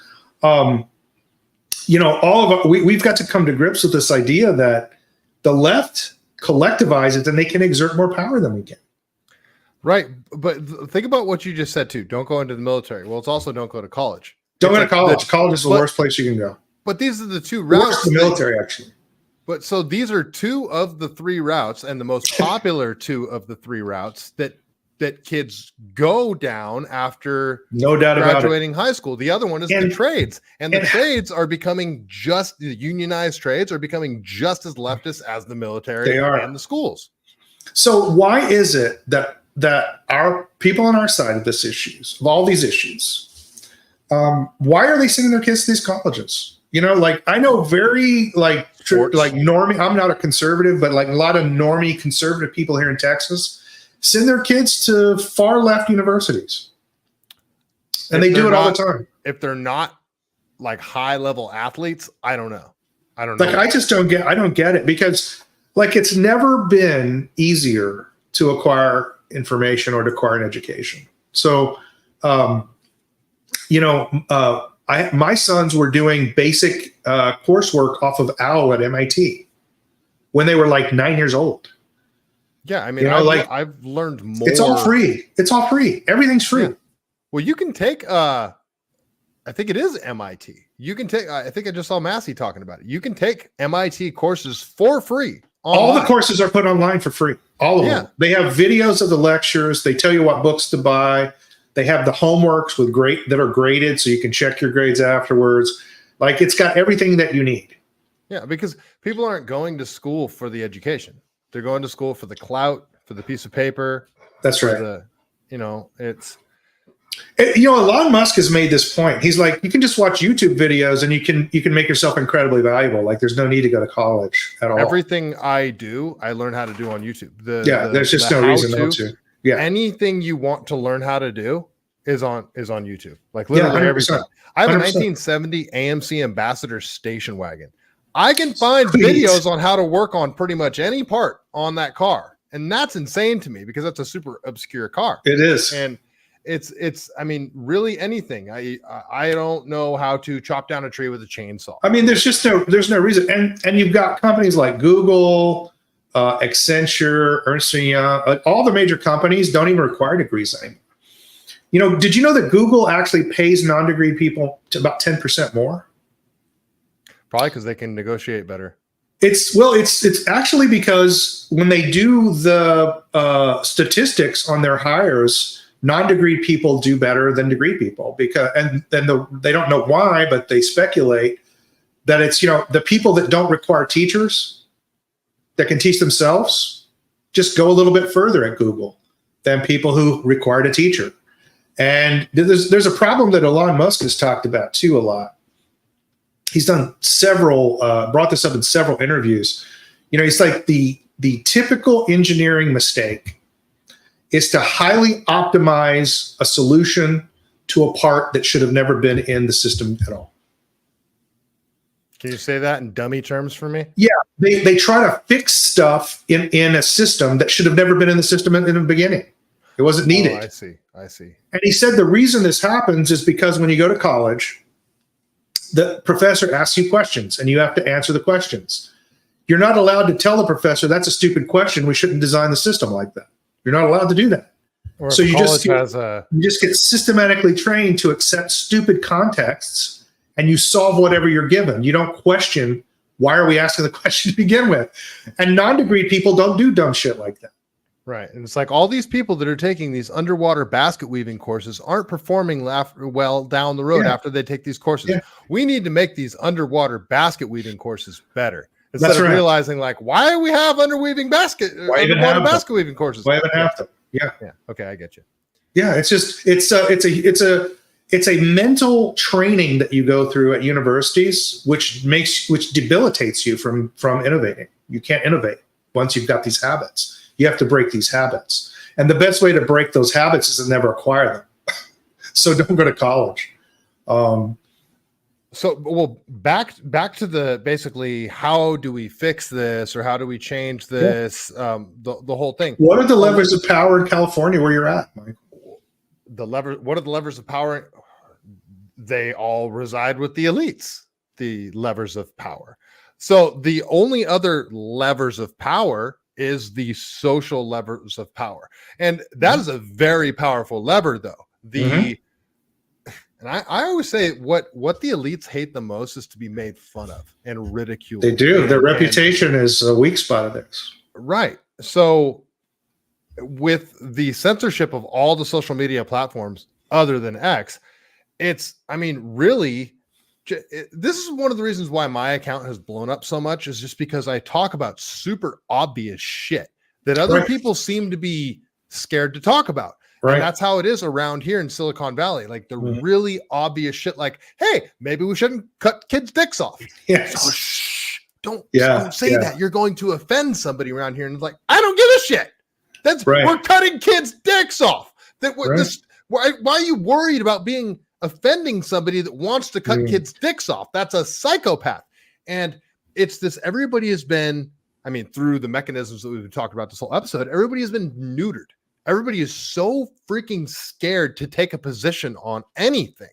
Yes. And most of them are positions that everybody takes. Hey, we shouldn't cut kids' dicks off. Right. Very, very normal position to take. Obvious position. I would claim it's the most obvious moral proposition ever put before the country. Right. And people are scared to say it. Yes.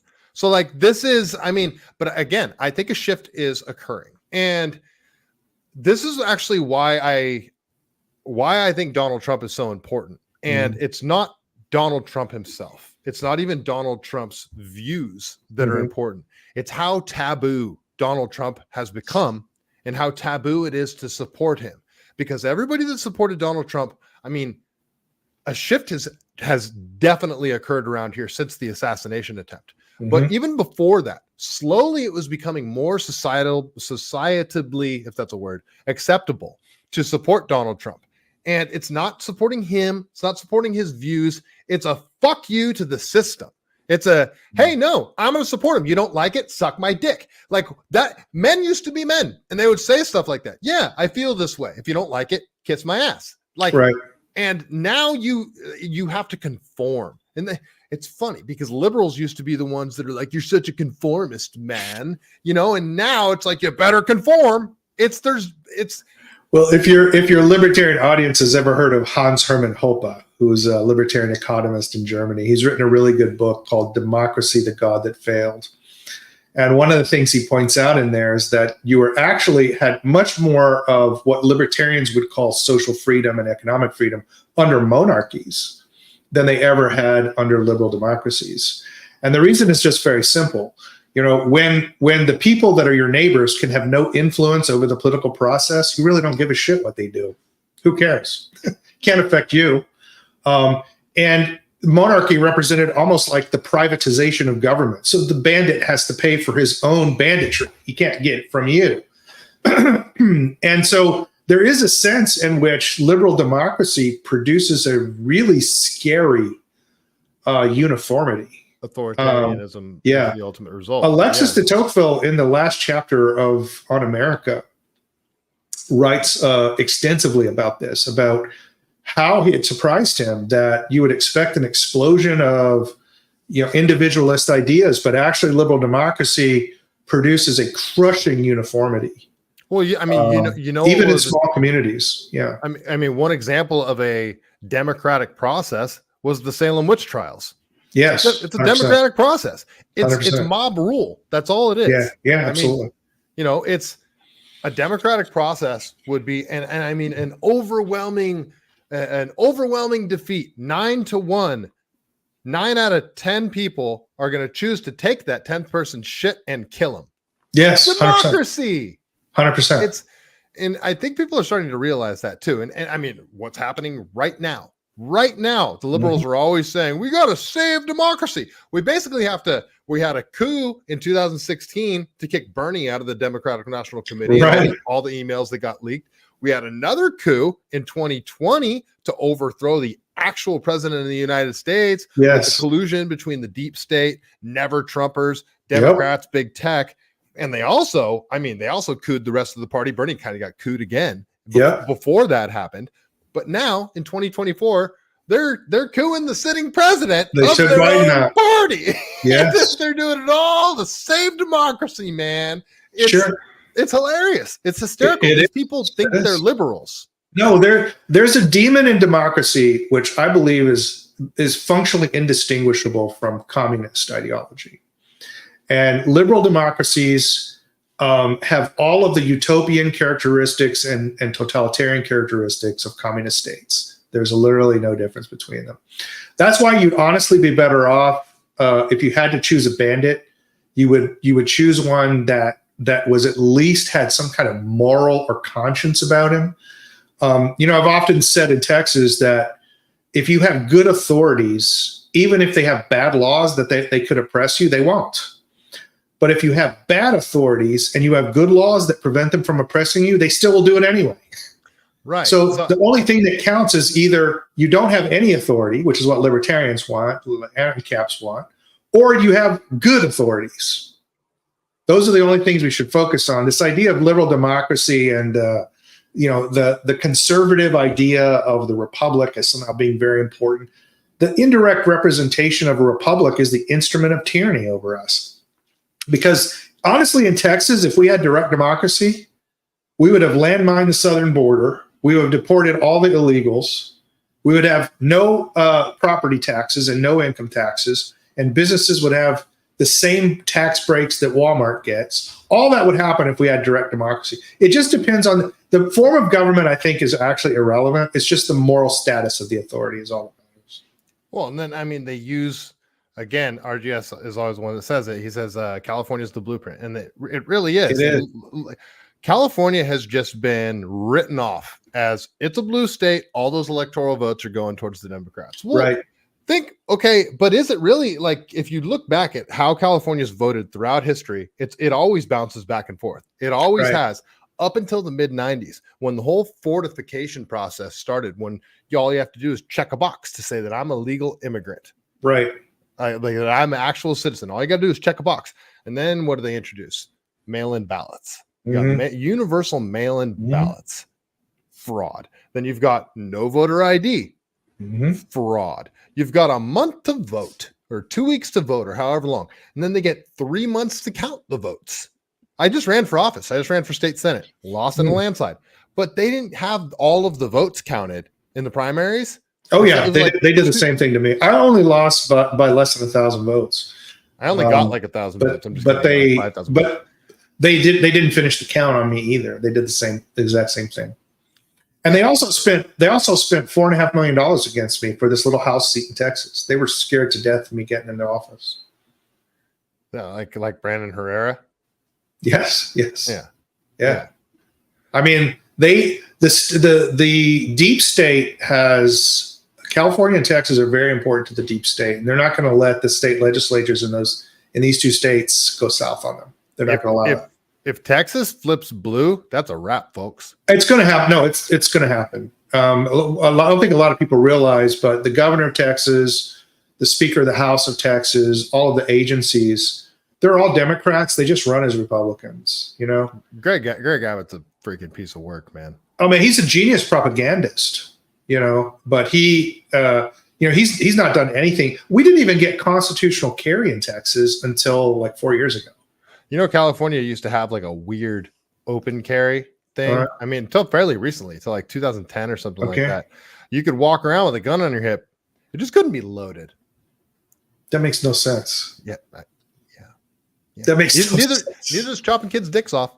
Yeah, absolutely. Nothing California does makes any sense. There's a certain evil. I've often said there's an invisible hand in the market that Adam Smith talks about. I think there's an invisible hand of tyranny, and I think these people spontaneously cooperate to just create the conditions under which the exercise of your rights are impossible.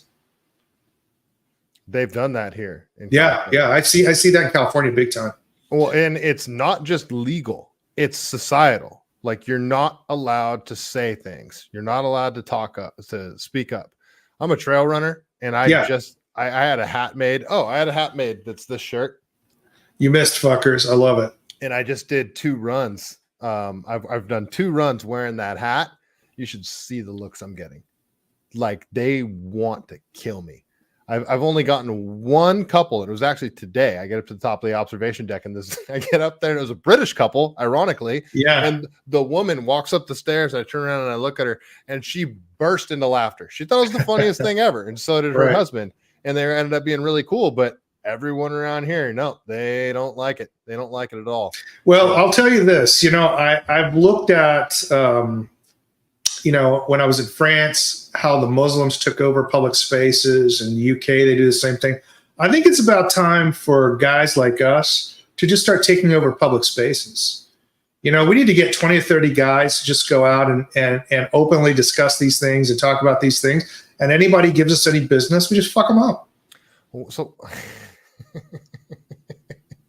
that's what Muslims do. That's what Antifa does with words, right? Of course, yeah. I'm talking about protesting. Of course, yeah. The problem is any group of men, populist American men that get together and try and do something like that is going to get infiltrated by the. Oh, no question about it. I mean, I've always laughed about this. 2 white supremacists in the Mississippi forest can be out camping, and they can just tell a joke about spraying graffiti on a federal courthouse. They'll be surrounded by black helicopters and SWAT teams by dawn, right? But somehow we can't find 2,000 Antifa organizing for combat, in gymnasiums across the United States. Like, it's just somehow they're just invisible and they're just an idea. Like, you're completely right. You're going to be infiltrated.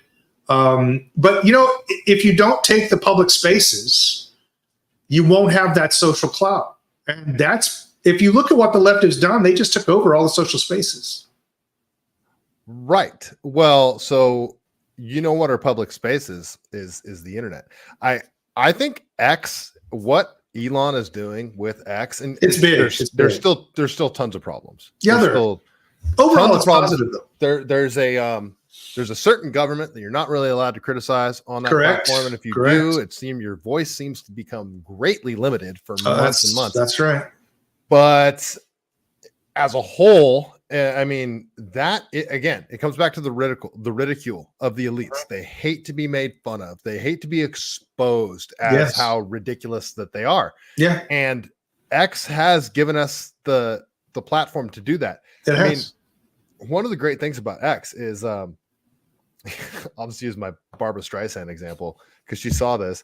You can make fun of somebody on X, like me, just some, AV tech, can say something to a very powerful person like an Adam Kinzinger or something. Mm-hmm. There's a non-zero chance they're going to see you talking shit to them.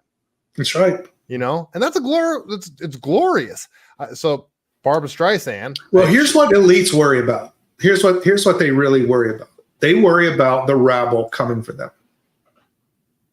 The pitchforks. Yes, that's what they worry about. And this is the pitchforks. I have been, like in spaces in Europe with the ultra elite people that you would know their names. And these are the things they talk about. They talk about this. Well, that's why Europe has the Digital Services Act. Because very simply, in the past, people have actually come for that. So they do fear this, and they fear people organizing. And the reason they care about their reputation isn't vanity. They consider it a direct threat to their safety. And they take it very seriously. Right. America doesn't have a French Revolution in their memory, No. And that's that is a problem. Is a lot of it too is people can't recognize what's happening because they haven't seen a level of tyranny. Oh, dude. Yeah, totally right. It drives me crazy. I have to deal with normie conservatives a lot. And, I can't tell you how many times they've come up to me and said, they can't do this to your son. It's unconstitutional. Like, and I don't know what to do, man. Like, I mean, like, how long? I said, the Constitution hasn't constrained government for over 100 years, if it ever did, right? I don't find any evidence that it ever constrained government. But like, do you think, and I ask them, do you think the government is constrained by the supreme law in the Constitution in any way? Right. Did they not just lock I mean, they not just force, how many businesses never came back after? Yeah, like a third of businesses in America were destroyed. Just shut down. And all that business, by the way, then goes to Amazon and the big businesses, Walmarts and all that stuff. Well, think about this too. I mean, the Supreme Court, they're not even great. Like, there's been some horrible rulings that they've had already. Think about if the Supreme Court said, yes, it is constitutional for Joe Biden to fire, to make companies fire all the employees that didn't take the shots. Yes. Like, it took the Supreme Court stepping in for that to be stopped. And the Supreme Court isn't even that trustworthy. It's still a government entity. No, and it doesn't have any constitutional authority to even decide questions like that. But the real issue too is what happened to the separation of powers we were supposed to have. Why didn't the police refuse to execute these laws? They're in the executive branch. They're not obligated to do anything that another branch tells them to do. Their branches are co-equal. Why do they just not? They got shit held over their head. Just doing my job, man. I can't risk my pension. Doing my job. I got to pay my bills, What about the legislature? The legislatures could just change the laws. That's what I keep asking about a lot of this dumb shit is, okay, why do we have laws that even allow this stuff? Just change the laws. If the Supreme Court has a dumb decision, change the damn laws. Supreme Court has no defense against that. Just change the laws. But our legislature will not do that. The federal legislature is completely captured, and it just won't do that. So this whole system is just an illusion. It's just basically pro wrestling. The whole system is designed to get people to believe that by participating in electoral politics, that they can affect some change. When actually it's basically a system. I've characterized it as a critarchy, a rule by judges, and the judges are in service to an oligarchy. So for us, it's a critarchy. We're ruled by judges, and they're not ruled at all. The oligarchs are not ruled at all. They're creating the conditions for a strong man to come in and. Well, it's the only way to get rid of them. I mean, this is where I differ with libertarians a little bit. I don't believe there's a libertarian pathway to a libertarian society. So you're going to have to destroy things before you ever build anything, and it will require a strong man to do that. Is Trump that man? Not really. Real libertarianism just hasn't been done right, man. Yes, that's right, man. It's right. It's the same. Right. Yeah, this is like the issue that I have with the ANCAPs is, there shouldn't be a state. Well, there is. There is. And it's, I love Michael Malice. Like Michael Malice is, and I think one of the things that people are confused about what Malice advocates is he's not advocating for, like, people are so in the mind of a state, of a government, that they almost think of, if we have real anarchism, it's going to be like a state-run thing. Like they still think of borders and boundaries and everything. He's talking about like anarchism within your community and that kind of thing. Like, you can't say, hey, we're an anarchist society now. Well, what about that? What about that country, Mexico, over there? Are they gonna say our government's not going to exist anymore too? No. There's always going to be. That's the problem with it. If you look at societies that are anarchistic, a good example would be Eritrea about a year ago. What always happens is a big man emerges, he collectivizes an army, and they tyrannize over everybody else. And eventually a reaction happens to the tyranny, and a big man emerges, and a balance of power emerges in which some little firmament of freedom can exist. But the pretense that there can be no bandits, and the pretense that there won't be collectivized forces which can exert tremendously more power than unorganized anarchic peoples, just belies what we see in history and what we see in current events every day. I could characterize Chaz as an anarchic society. a big man emerged and took it over and imposed the racial, and imposed the racial ideology on it. Yeah. This is what happens. Like, this is why, historically in places that had a kind of anarchic way of approaching small communities, and I'm a distributist myself, so I'm about pushing economic activity as low as possible. So, but like, look at Scotland, it's ruled by family clans. America was ruled that way. California was ruled that way in the mining revolution. People were organized mainly by economic activity, but they functioned as clans, and they fought each other and everything else. There's a great book on that, actually, called Palo Alto. Nice. It's what's funny is it's written by leftists. What is it? Palo Alto. Yeah. By Malcolm Harris. Great. Palo Alto: History of California Capitalism in the World. And it is a great recount of that, because it is, they were essentially paying people to come here.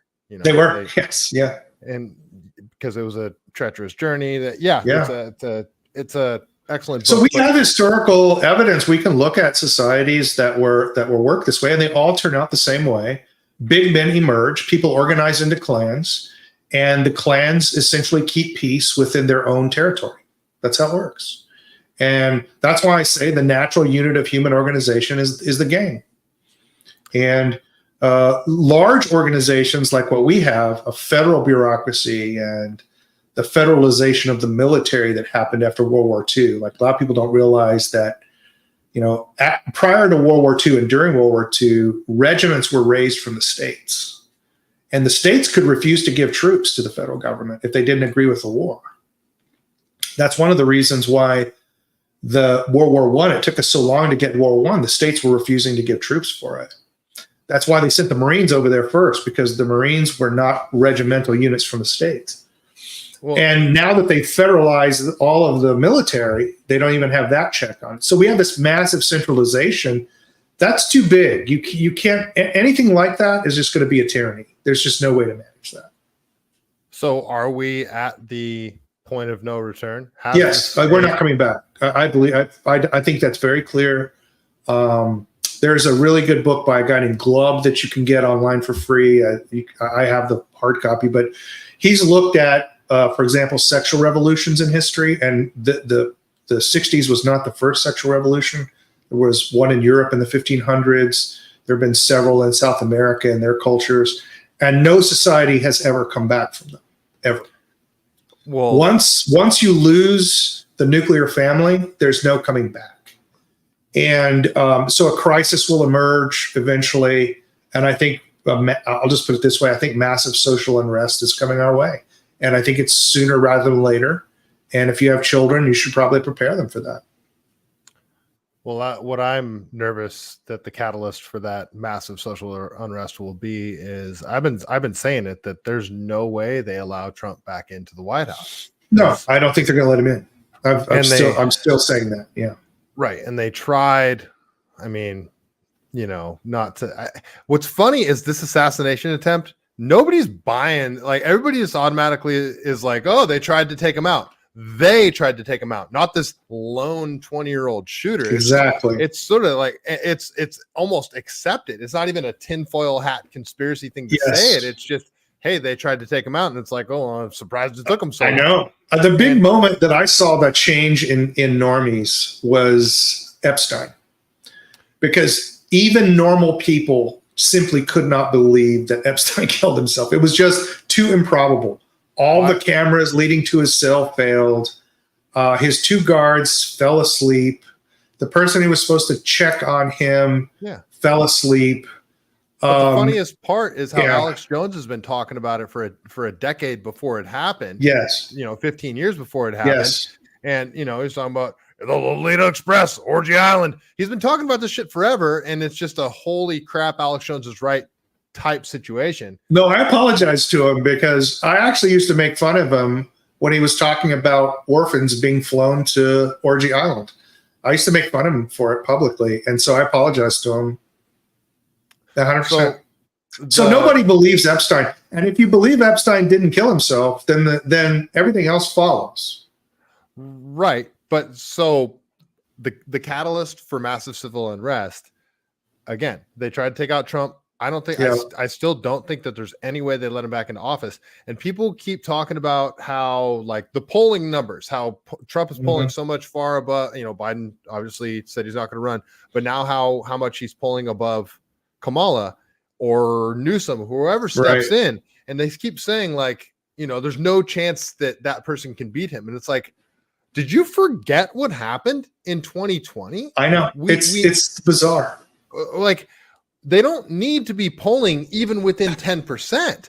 I really think that in the key swing states, they can overcome a 20% swing with your mail-in ballots, your no signature your no ID verification. And then did we forget that at a minimum, we got like 20 million new people here, and how many states are giving them driver's licenses? And then those DMVs, like in California, it's called Department of Motor Vehicles, automatically registers people to vote. And then there's people that are like, hey, we want to let them vote in local elections, but not federal elections, because that would be a bridge too far. But we're not going to separate the ballots either. You're not going to have local ballots. Like, the whole thing is so our elections are a joke. Our elections are as much of a joke as we used to look at Russia's elections during the USSR. Oh, yeah, absolutely. Yeah, absolutely. I mean, we ran more secure elections in Iraq and Afghanistan than we run in our own country. But this is why I say it's all pro wrestling. Like, if you look at I follow the RAND Corporation's activities, because the deep state, the reports that come out of there reflect often what the deep state is thinking, what it's worried about. In 2023, the entire year, all they did was run simulations of a cybersecurity attacks on election infrastructure. So what I think is likely to happen is there's going to be a cybersecurity attack. We just had CrowdStrike, right? Right. And they're going to say there was a cybersecurity attack. We can't get the data from the states for the election. And under the U.S. Constitution, if the states can't pull off the elections, then the House of Representatives elects the president. Right. And I still think that's the basic peaceful route that they want to take to keep Trump out. They're going to say we didn't have elections because there was a cyber attack. And it's almost like what the way they went after the J6ers was almost like a way of setting up you better not dick around in 2024, because that's when we're really going to fuck you guys. Yeah. I mean, this is another thing that I think normies haven't come to grips with. Like, what this all means is that electoral politics is meaningless. That it really doesn't matter if you vote or not. It doesn't matter who you vote for. The winners are picked and selected. The same thing happened in places like, I have an office in Serbia. They have Serbia had an election, and they faked the election to get an EU-friendly prime minister there. And the people went into all kinds of protest modes over it there. So there's like all kinds. It's a worldwide phenomenon. It's a worldwide thing. They figured out how to hack these electoral processes. So the question you have to ask yourself is, then how exactly do you exert political power when your votes don't matter anymore? Well, and I keep coming back to these questions with you because not so much because I want you to answer them or because I want to answer them right now. Nice try, Fed. I want people to think about them. Like, because until we have an answer to that, there's no way for us to get any kind of political change. There is no answer to it. That's the problem. I mean, unfortunately, this has been a very black pilling conversation, because it's like I call it realism. What the other people call black pill, I call realism. Realistic assessments of risk are how you win. Right. They're not how you lose. But we all know what happens next. The sunshine pump is not how you win. But yeah, we know what happens. Yeah, we know what happens. And this isn't a call for violence. This isn't a threat that I'm going to go out or you're going to go out and commit any act of violence. But again, and the RGS said it was JFK that said it. When you make when you make peaceful protest, when you make it so people don't have a voice anymore, and they know they don't have a voice anymore, they have no recourse. The next step is violence on a mass scale. Yeah. My father used to put, this is a Texas saying, right? Whenever you have a problem, your first step is, you go to the ballot box and you try to make changes there. If that doesn't work, you got to go to the jury box. And if that doesn't work, you got to go to the cartridge box. And unfortunately, they have taken away, and I think most people now believe that their votes don't matter. I think that what we're seeing in terms of electoral politics and the rah-rah stuff with the RNC are just residual habits, but nobody believes. I don't think even the people you're saying that are still doing the rah-rah stuff, I think even they know that they could steal the election if they wanted to, and they probably will. So the votes don't matter in the way that people think, in the way that I'm going to vote and it's actually going to go towards my candidate. Right. Votes matter because the more people that vote, the more fraud that has to be committed. Correct. And the more obvious it is to everyone that this entire election was fraudulent, the more chances, unfortunately, for the social unrest that you're talking about. And yeah, this is one of the things we should definitely be doing, is provoking the government to violate the law, and provoking it in a very public way. This is one of the things I liked about the J6 movement. Is it provoked the government to act in a tyrannical way that everyone in America, even the leftists, know was illegal. They liked that it was the other guys that got stuck with it, but they know it was illegal. And that this law was twisted out of all proportion in order to get these guys. But, that's the kind of thing we need to start doing, provoking the government so that it shows everybody what we're actually living in. Because there's still, unfortunately, a lot of normie people that still think, we have constitutional elections and all this stuff, and we need to show them that that's not the case to mobilize more people to our side. Look, I work in the trades, and I think it's worse than you think. People don't, it's not just that people don't pay attention, it's people don't want to pay attention. And they actively don't want to know. Yeah. Because it comes back, especially here in California, because there's an accepted position. There's an accepted ideological viewpoint that you can have in California. And it's very rigid. It has rules. You believe all of these things. And if you step outside of those boundaries, you're kicked out of the club. So everybody around here is conditioned to be a normie, because it's like, I'm not listening. I don't want to look at it because it might screw with my preconceived notions that'll get me kicked out of the club. Right. People don't want to be kicked out of the club. You're right. As soon as you mention anything, like, look how obvious it is that intelligence agencies have done things in the last few years, like the Twitter files. Yes. Like, the fact that intelligence agencies had direct lines to these social media companies, and it's like, hey, we want Joe Bob over here that's got 207 followers kicked off the internet because he said Adam Kinzinger's a pee-pee poo-poo face. They just have that ability to just shut people up, and it's all out there right in the open. All of this stuff is provable. Like, things that even sound more tinfoily, like if you even mention MK Ultra, which was a thing, which is a real thing, it's Operation Mockingbird, all of these real things, Paperclip, all these things are real things. You are immediately look like a nutbag. I will never forget. I have a normie conservative guy that eventually worked on my political campaign, and he was really coming at me on the tinfoil hat stuff. So I just brought him into my house. We sat down in front of this same screen that I'm on right now, and I just brought up the Church Commission files and showed him the Church Commission files on MK Ultra.